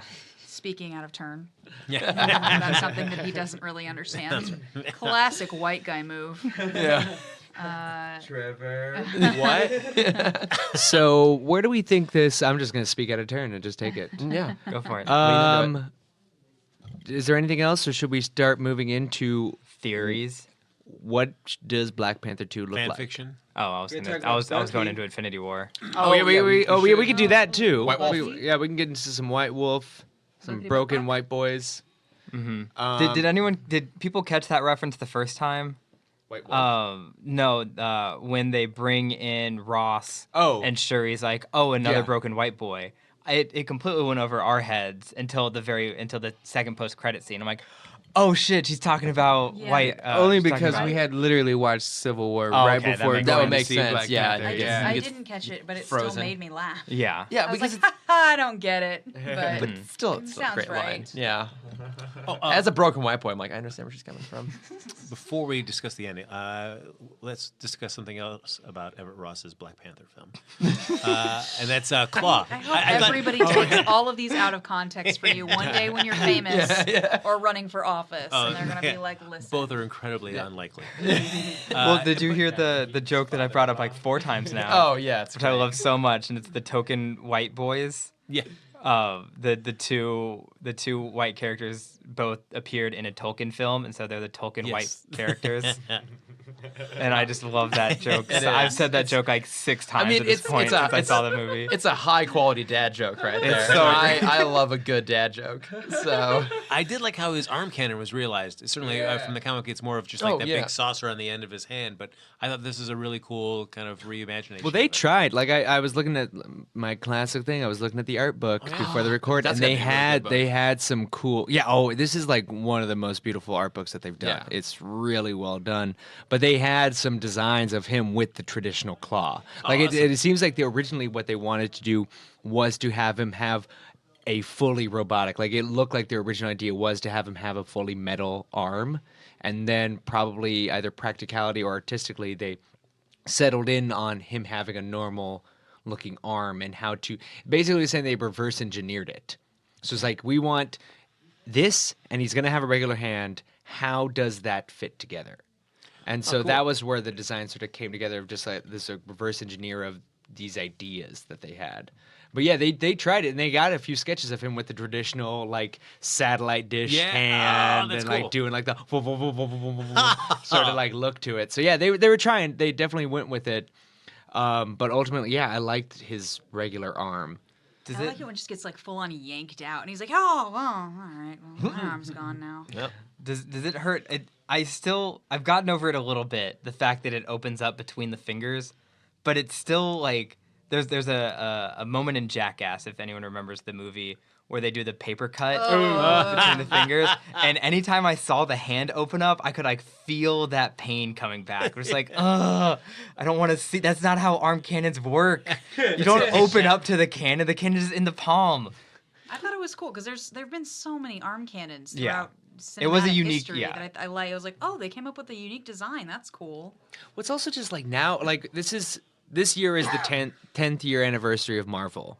It's what, like 19? Of the first arm cannon in Marvel. Yeah, the 10-year anniversary of the first arm cannon. But it's like, what, like 18, 19 films? this is 18. And so it's just like, now we have this like, now it's not even like addressing like the backstory and the comic book stuff. Now we have just weird connections within the history of this. Is like, it was just sort of insane to think about like, oh yeah, Claw needs that robot arm because Ultron took it from him. Ultron, the James Spader robot, took that arm from him, and that's why he needs his claw arm.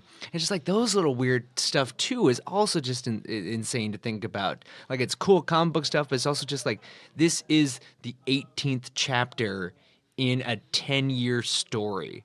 And we have little weird connections like that and realized moments of like, well, we got Andy Serkis crazy character just in Avengers Age of Ultron, and now we have fully realized Claw It's just insane. I really loved Circus in this too. Like he's just so weird, and he seems like he's having a lot of fun playing this absolutely like batshit crazy guy. I'm pretty sure that he just started singing "Baby Don't Hurt Me," and they just like, we're just gonna roll with this. We can get licensing for this, no problem. I feel like Andy Serkis being cast is the biggest dick swing of Marvel.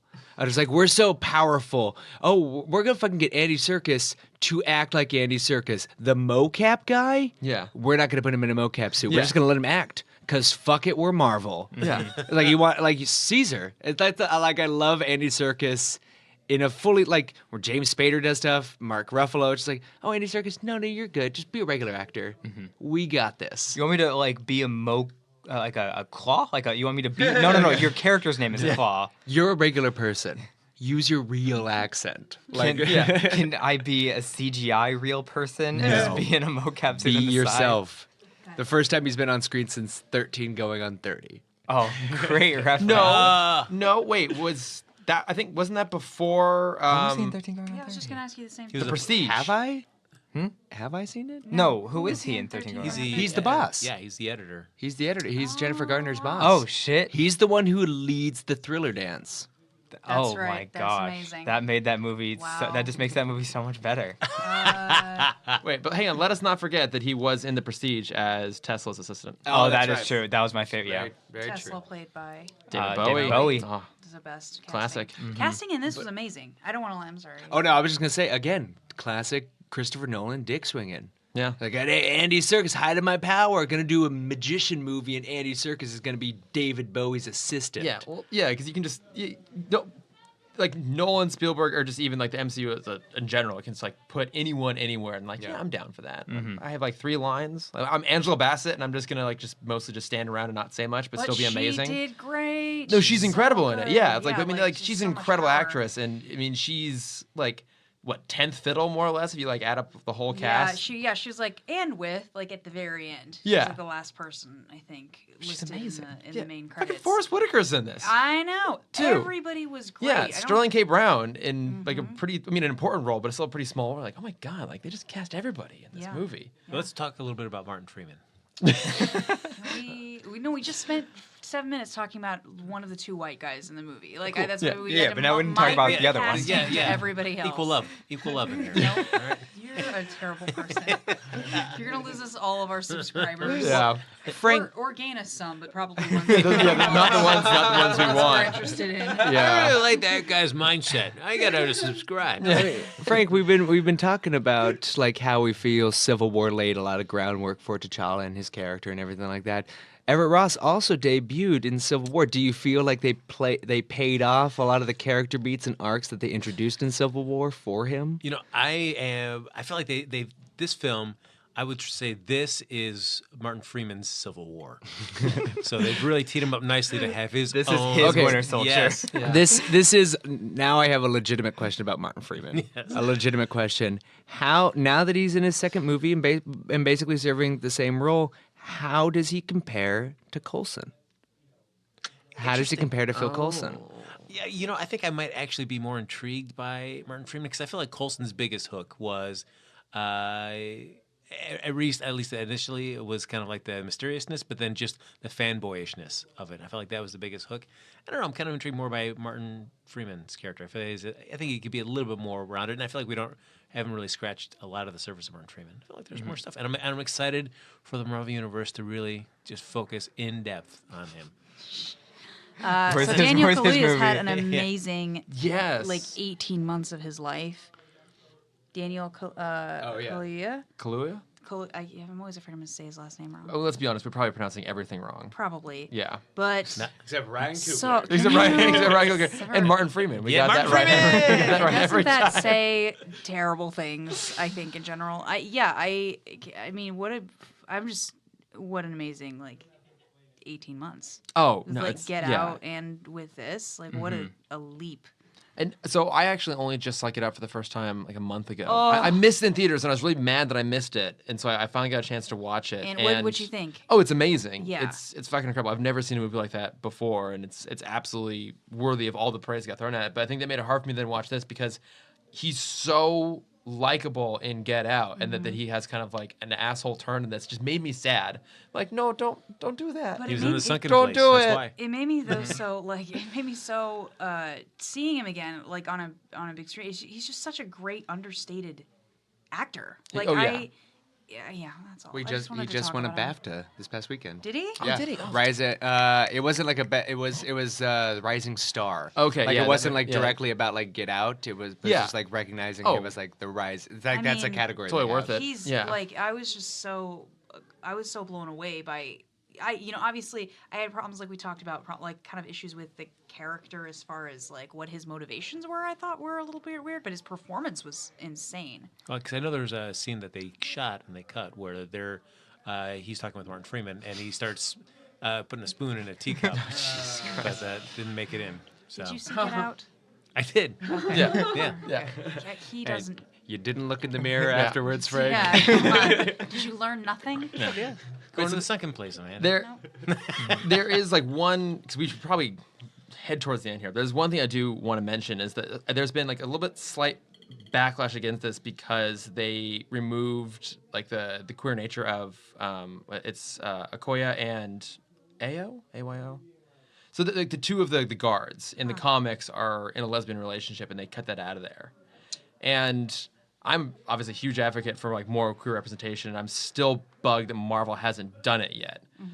But I will say that although it's kind of sucks they took a queer character and made them not for the movie, can we at least just acknowledge that like the huge momentum this has made in terms of other forms of representation?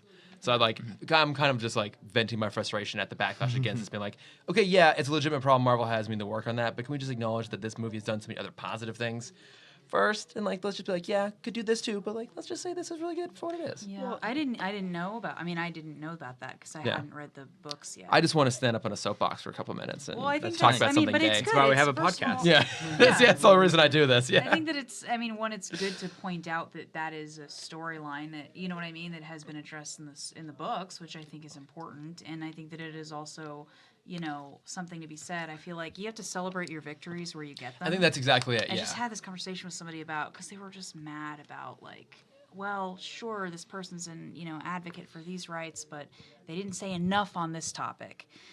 And it's like, You're just like- right, but they're talking about it. Can we, you know Yeah, what I mean? Like, it's- and I know It's like, not change. It's going to perfect. happen immediately. Exactly. It has to be a build up. Yeah. So I agree. I think Yeah. that we can appreciate it. Regardless, I hope that regardless of what your feelings are on the film, the problems that you had with it, with its plot, that you can at least acknowledge the significance that it has culturally today. Yeah. For America's youth today, and hopefully worldwide. Well, yeah, and I was driving down Santa Monica Boulevard, and so there's that huge Spotify billboard like right there, and I thought it speaks to the impact this is culture having that the whole billboard is just, so it's an advertisement for the soundtrack, which is amazing. Which is cool, and it's yeah. just the necklace, and it just says the album. It's like holy shit! Like already, this is such a huge cultural moment that you don't even have to say like, oh, it's the Black Panther album. Like people know what that is just because of like the iconography after a very short period of time. That's incredible. It is. They're able to achieve Yeah. that, and that only happens when you like push like representation boundaries at the highest level of film production. Like it's important to like have smaller movies with more intimate stories that you really need to be like trying to speak to as many people as possible. And I think in a lot of ways this validates the value that a movie like Marvel can have on society, and that doesn't there's value to even big comic book movies. They can do something.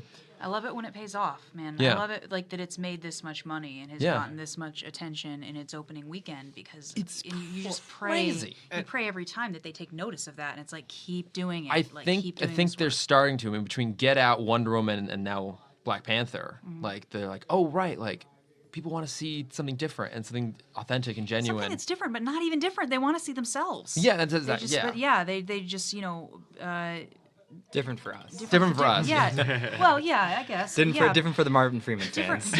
Yeah. Sorry, Frank. This was strange to me.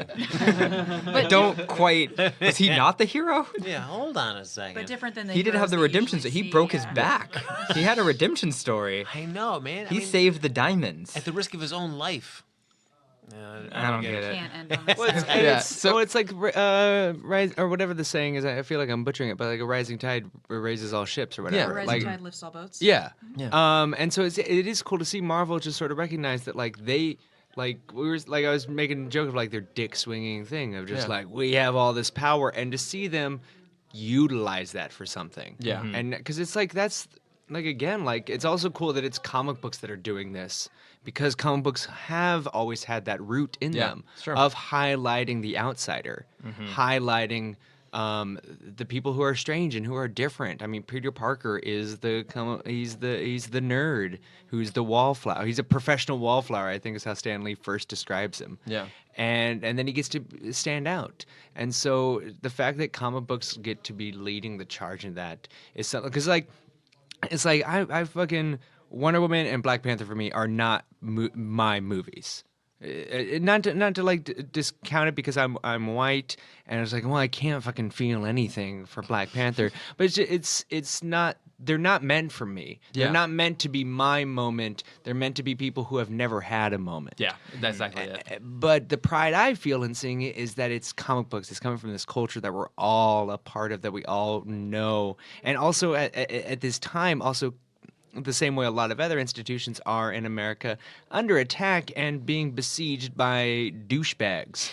Like we have as this is happening and comic culture is raising this, we also have the specter of like Gamergate and all that stuff and the misogyny that is so inherent in comic books. A movie called Rampage coming out.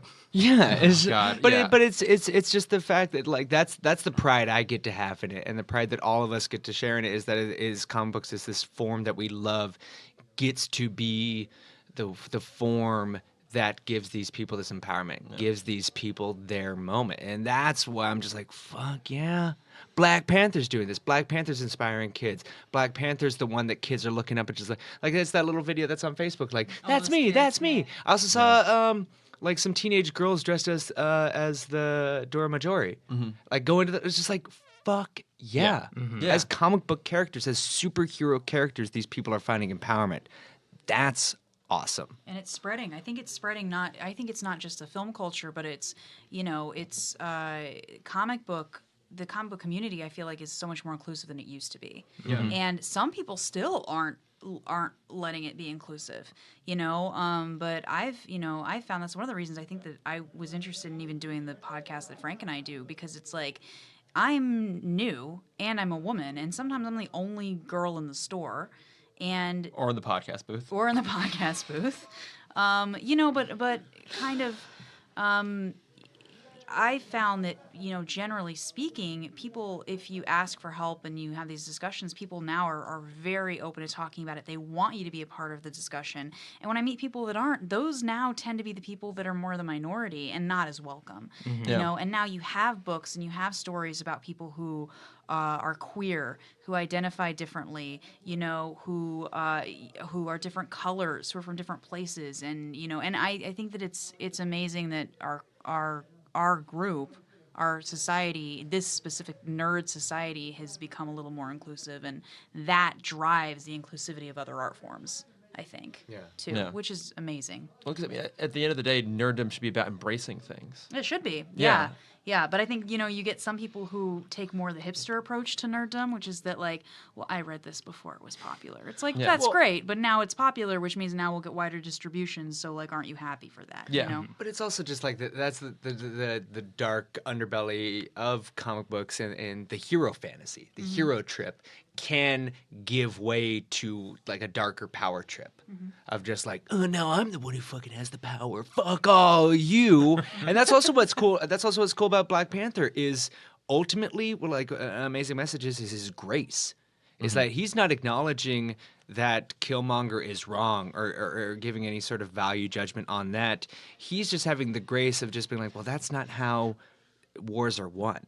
And just even putting that message out there is awesome. Well, as we're Build getting bridges, not what did he say? Build bridges, not borders. barriers. Barriers. Yeah. So I mean, as we're talking about it, it's an 18th film, 10 years going Got on. deep, guys. But you look at the DC, it's been 5 years. They've got 4 films out so far, and I think only one that's really, I think, been universally kind of. And Marvel's dropping 2 major films and 1 let's be honest about Ant-Man and the Wasp, fun B level, at least in terms of their slate. But Marvel's dropping 3 films this year, and DC is barely squeaking in Aquaman before the end of the year. But I think Ant-Man and Wasp will be a nice counter programming to Infinity War. I think it's Mm-hmm. going to be so huge. I'm It'll be looking nice forward to kind to of it. dial it back. Yeah. Yeah, it's definitely gonna be like, yeah, let's fucking just chill. Yeah. Like, let's just hang out in San Francisco. Well, because for that's 2 what hours. Ant-Man. That's what the first Ant-Man was. Yeah. After Ultron, it was they're just like, we can still be funny. Yeah. Was that you saying that about us or Marvel? I was trying to compliment myself and see if someone was going to jump on. Like, so yes, meta. Cameron. You're very funny. Thanks, guys. So I know Put my Trevor's- birthday hat back on. Trevor started to ask the question, and I think it's like, where does Black Panther rank up for you in terms of Marvel's slate of films so far? Oh, I didn't add it to my list yet. How, That's a you're lot like, of work. I think you're the only one here who actually has a literal list, and you didn't bother adding it to it. Not yet. What are you doing? I want to watch it again before I make such a decision. I've God damn, I've tried to I've tried to change my approach to watching movies to not give like the initial post glow review, or like walking out of that post movie glow. Yeah. And so this is a movie that's still kind of setting in for me, and like I'm still processing a lot of what I saw. It's definitely worth seeing twice. And after I watched that video about the casino fight, I wanted to go watch it a third time just for that sequence just to again. see how much Yeah. detail the director puts into that Yeah. scene of like, yes, if you look at them from afar, they're wearing the United African flag colors of she's in red, she's in green, and he's in black. Yeah. And I'm like, I would have never even imagined something like that. Yeah. Bring One it is- back to the costuming, I guys. just wanted to So check it. good. I know. There's so much to talk about. But okay, yeah. So Frank, your question of where do we rank it?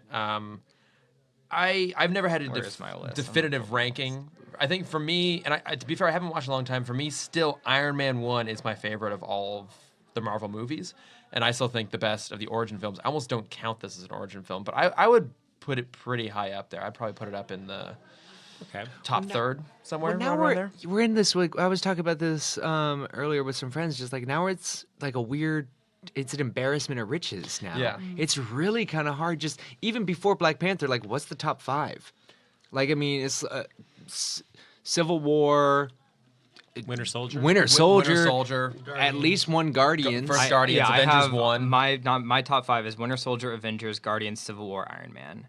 Yeah, Yeah. And it's just like that's solid, and it's just like now it feels like Ragnarok just yeah came out. Ragnarok. Ragnarok's Like, now great. it's Yeah. now I feel like your top 5 Marvel is more just saying more of who you are than Marvel's overall quality. I was just gonna say Yeah. because mine is so different than like Oh, mine's okay. like Wrong. you are funny. Thanks, guys. I mean, mine's like Logan is on there. Well, that doesn't still. count. Not. Why not? MCU. It's a Marvel character, but it's not a Marvel Universe film. Oh, so I am wrong. Yeah. That sucks. But I'm No, saying, no, yeah. no, Amanda. Logan If is still the you're best wrong, that film. means Cameron's right, and we can't have that. So no, Okay, you're not we wrong. can't live in that world. Ego, Phil. Alright, say you Fuel the discounted ego. Logan. What would be next? Yes, exactly. I mean, I love Doctor Strange. All right. Also, I thought Doctor Strange was really cool and a lot of fun. And I love the Guardians movies. And this, I thought, for me, as far as like, oh, I want to see that again. Nice. Nice recovery. The I'm a Wonder ninja. Woman Nobody reflexes. at home Yeah. saw That is a that. vibranium sweatshirt she's wearing. Yeah. Damn, that's true. Thank you for not yelling it. It's coming, guys. Don't you worry.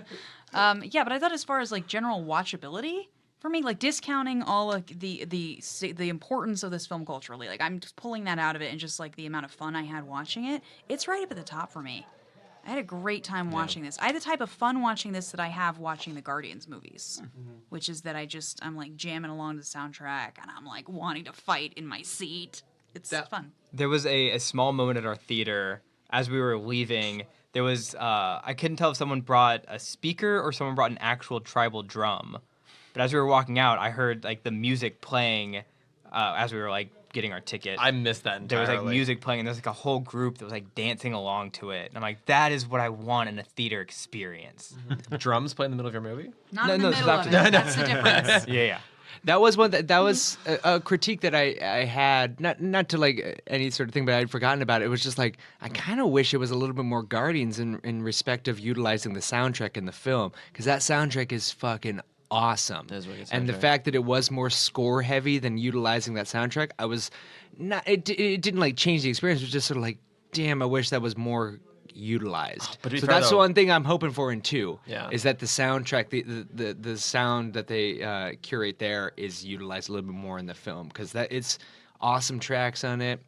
They only used like the lead single, The Weeknd and Kendrick Lamar, "Pray for Me," as they're entering the casino. That seemed to be it in terms of utilizing the soundtrack. For Well, then it. obviously our bonus song. Yes, you right. can Yes. hear it in Yeah, the third yeah. post-credit scene. Yeah, and then the closing credit scene, like all the stars. Yeah, but Yeah. I wish we got to hear a little bit more of that soundtrack in the film itself. Although that score is fucking incredible, though. Yeah. I've been listening to it on repeat for about 3 days.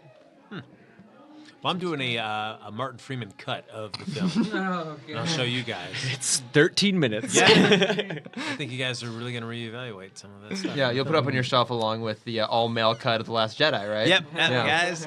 It's good stuff. Amanda never wants to talk to me again. I'm just embarrassed for you. Yeah. I'm just hoping that people did. You have to run with the If this is bit. their first time listening to us, I'm just. Have praying you that they know finished you're your joking. Stallone cut of Creed yet? Yeah, that's it. Frank, how many movies do you think you have to cobble together in these various cuts to make a full feature length? Because Last Jedi is like 30 minutes. Yeah. The Martin Freeman would probably be about 15 generous. Yeah. The Stallone Creed 20. Like I don't even mean, think how that. how See, many then how many just- movies do you have to cut together to make a full movie In to case you ultimately want to make enter your it point? into the alt-right film festival. That's right. Exactly. Yeah. Yep. I think, I saw the submissions. That window is. It's South by South Yeah. Nazi. Yeah, exactly. Let's not forget his all-male cut of Wonder Woman, too. Yeah, that's true. Yep, there you go. Amanda's now laid her head down. That's true.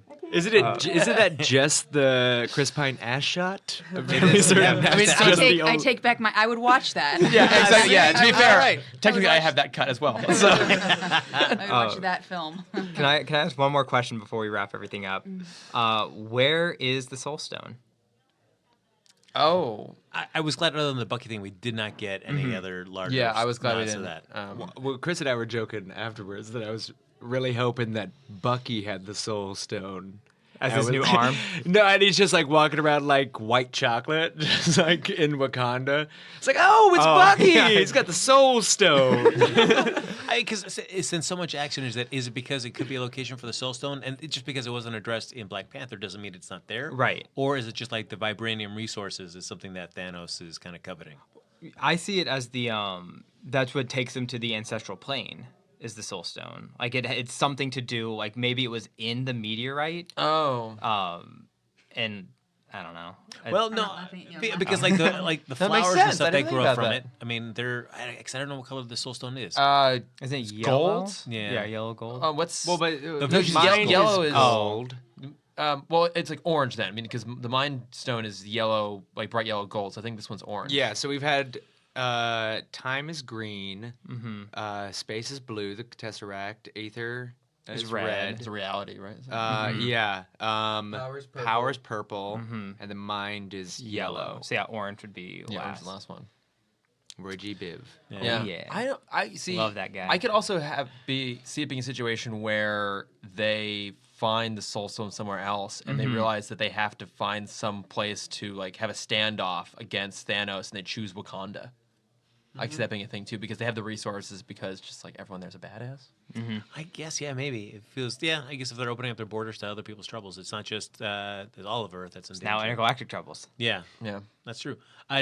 What we saw in the trailer. I mean, we see War Machine, we see the Hulk, we see, of course, Cap and Bucky, in Falcon. there, and Falcon. Do you see anybody? Scarlet Witch. Not Scarlet Witch. Sorry. We see Black Widow. Black Widow. Anybody else making it over there to Wakanda? Well, Hulk. that's Or you said Hulk, right? yeah. Hulk's down there. So what's interesting though is that Marvel does have a history of just editing their trailers, right? So like in Thor: The Dark World, or not Dark World, in Thor Ragnarok, Ragnarok. he had both his eyes, or they also edited in Hulk onto the bridge, so they had all four of them there together. Or They edited Spider-Man out of all Civil of the War, Civil yeah. War trailers.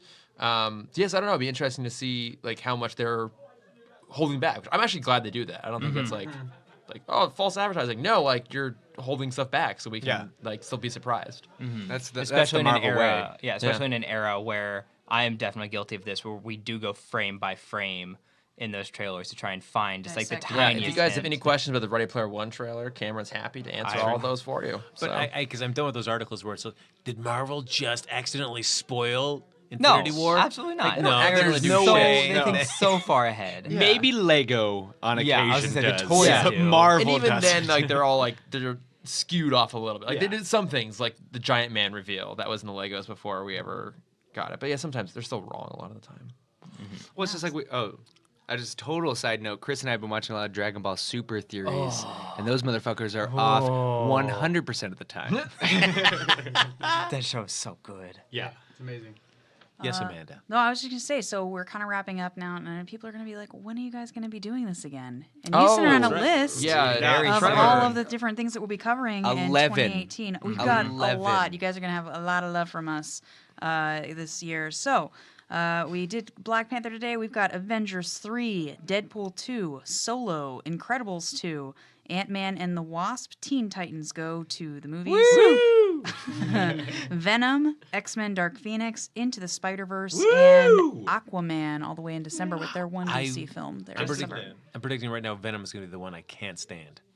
That's your prediction? Yeah. Okay. So one of the podcasts that we listen to Slash rip off. that we rip off Yeah. posed the question the premise of show the Venom trailer to someone who doesn't know it's a superhero film and ask them what they think the movie is.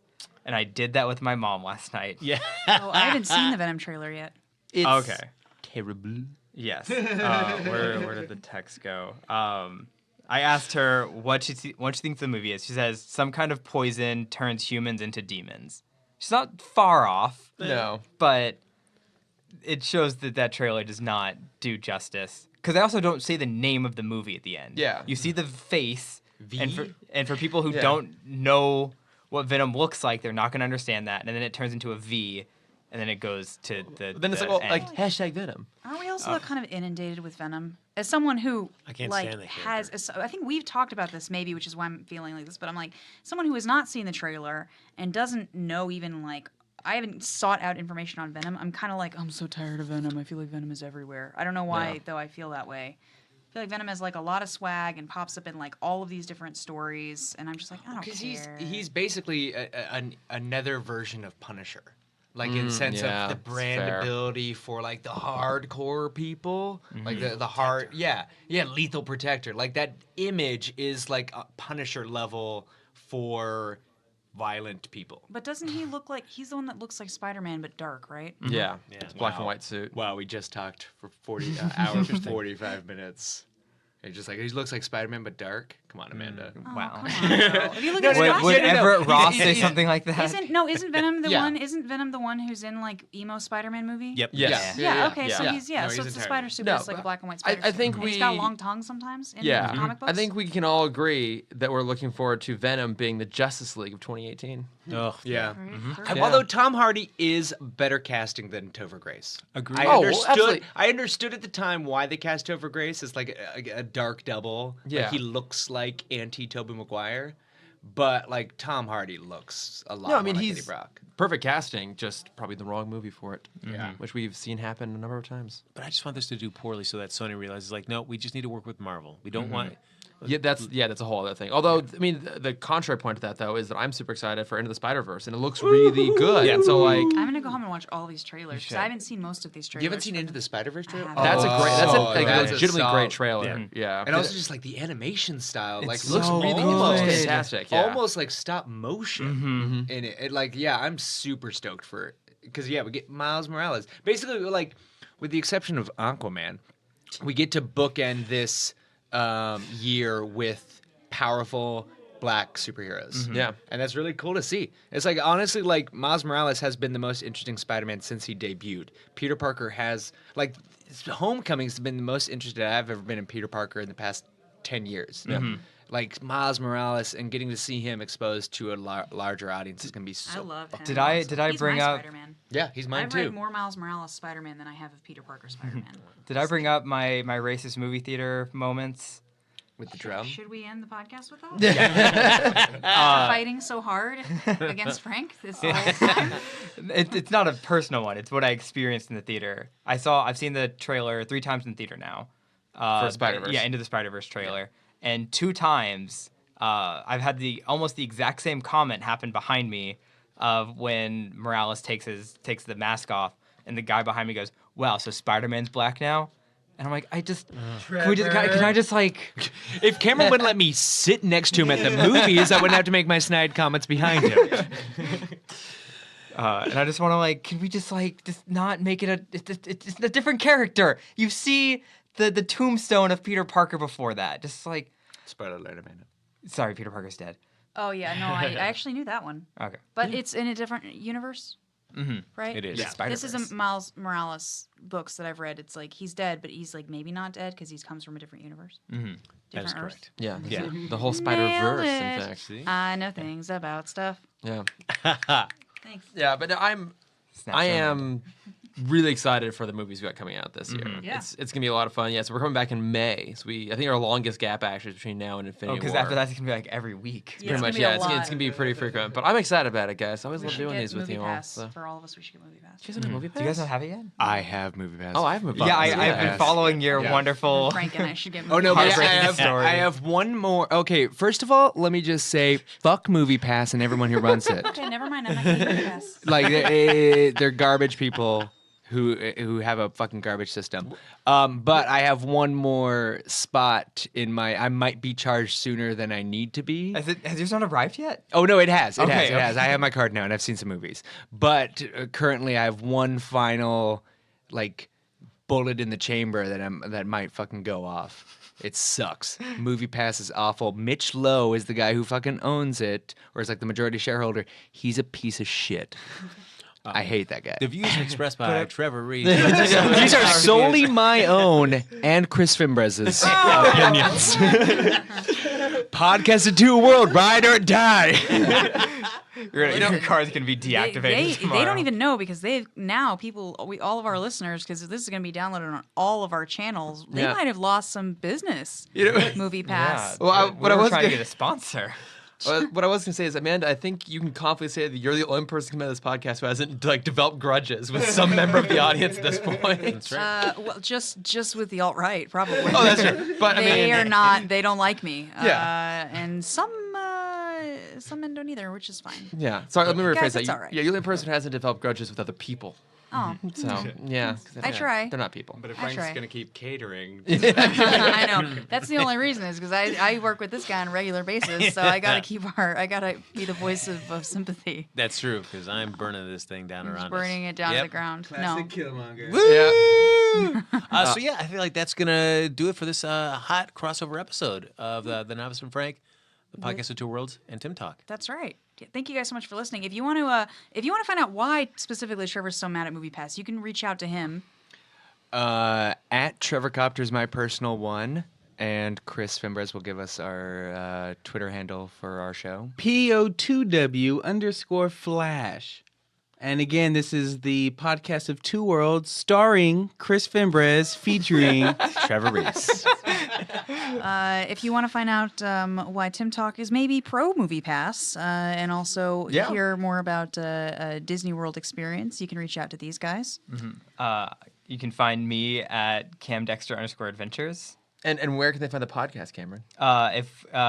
If you have to correct us about something, which happens on most episodes, you can email us or tweet us or slide into our DMs at TimTalkPod on all of the above. You did it. I did it. You I did never it, do buddy. it. Yeah, I know. Gotta give him a little boost up sometimes. And you can reach out to me at Lordifer on Twitter and Instagram. That's right. What has been like the meanest or most petty correction you've ever received about any of your episodes? That's a Chris question because I don't read them. Yeah, he doesn't do shit. Actually, you know what? We haven't had any like negative like criticism started at us. Everyone's actually been really nice. Nice. You just jinxed it. Yeah. You're gonna get so much hate. Oh, after that's this one. fine. I love it. Just throw it at me. If they're really negative things at me, I'll cry myself to sleep at night. And I'll wake up in the morning feeling so refreshed. No, like, I think the worst we got was we had someone ask us to include timestamps on our YouTube channel, and they just asked it in like a non-polite way, just like a terse way, but it wasn't even like. They were still like, "Okay, can you do this?" I'm like, "Yeah, sure, I can do that." So everyone's been really nice, actually. But please break the trend, someone. Yeah. Right. Amanda, I know that they're going to want to reach out to you to probably give you a lot of sympathy after this God, yeah. episode. But where can they send their condolences? Cards, flowers, and chocolate may be sent to me at Comic Book Novice on Twitter and Instagram. If you want to talk to Frank and I, please feel free to recommend. We love getting recommendations. It keeps us reading. At the noviceandfrank@gmail.com. Yeah. If they want to yell at Frank, find out if Frank is really a good person raising a child in this world, or if he's all that he sounds like he is in this podcast. You can reach out to him directly. Spoiler alert, I am a garbage person. But you can find out about all that garbageness at Happy Go Jackie. I'm not sure if I mean, I don't want to say you are a garbage person, but I have never heard you refer to your daughter by her name, only the jerk. Well, true. Chris actually got to hear the real name. Yeah, I know, but I won't be like, "Oh, hi, I've heard so much about you. You're the jerk." I'm like, I can't say that. Like, that's not how this works. Well, if we say it out loud, do you like beep it like Uma Thurman in That's true. Kill Bill? Yeah. She was here earlier tonight. She met Chris and Oh, Cameron. I thought you meant Uma Thurman for a second. Uma Thurman was here, guys. She was here. Yes. Yeah. So She and then she raged left. and she rampaged. That's true. Yeah. She pulled out that sword and she went to town. I've met your kid. Yeah. You meant the jerk? She's great. I met the jerk. Yeah, that's right. She's great. You don't even know her real name. I do actually, but I don't want We're to gonna say it. keep We'll it have to- secret. It's That's just true, because yeah. I will That's right. forget to beep it out. There you go. Every episode, I'm like, oh, I'll cut that out later, and I never remember. So they're all uncut unless we have a technical difficulty.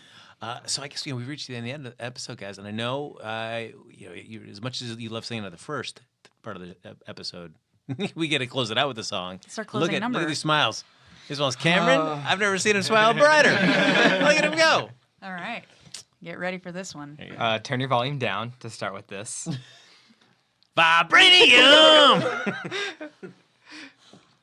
Martin Freeman is the best thing. He's About- a hero. About Frank's movie, but for the rest of us, there were a lot of other high points. But mostly Martin Freeman.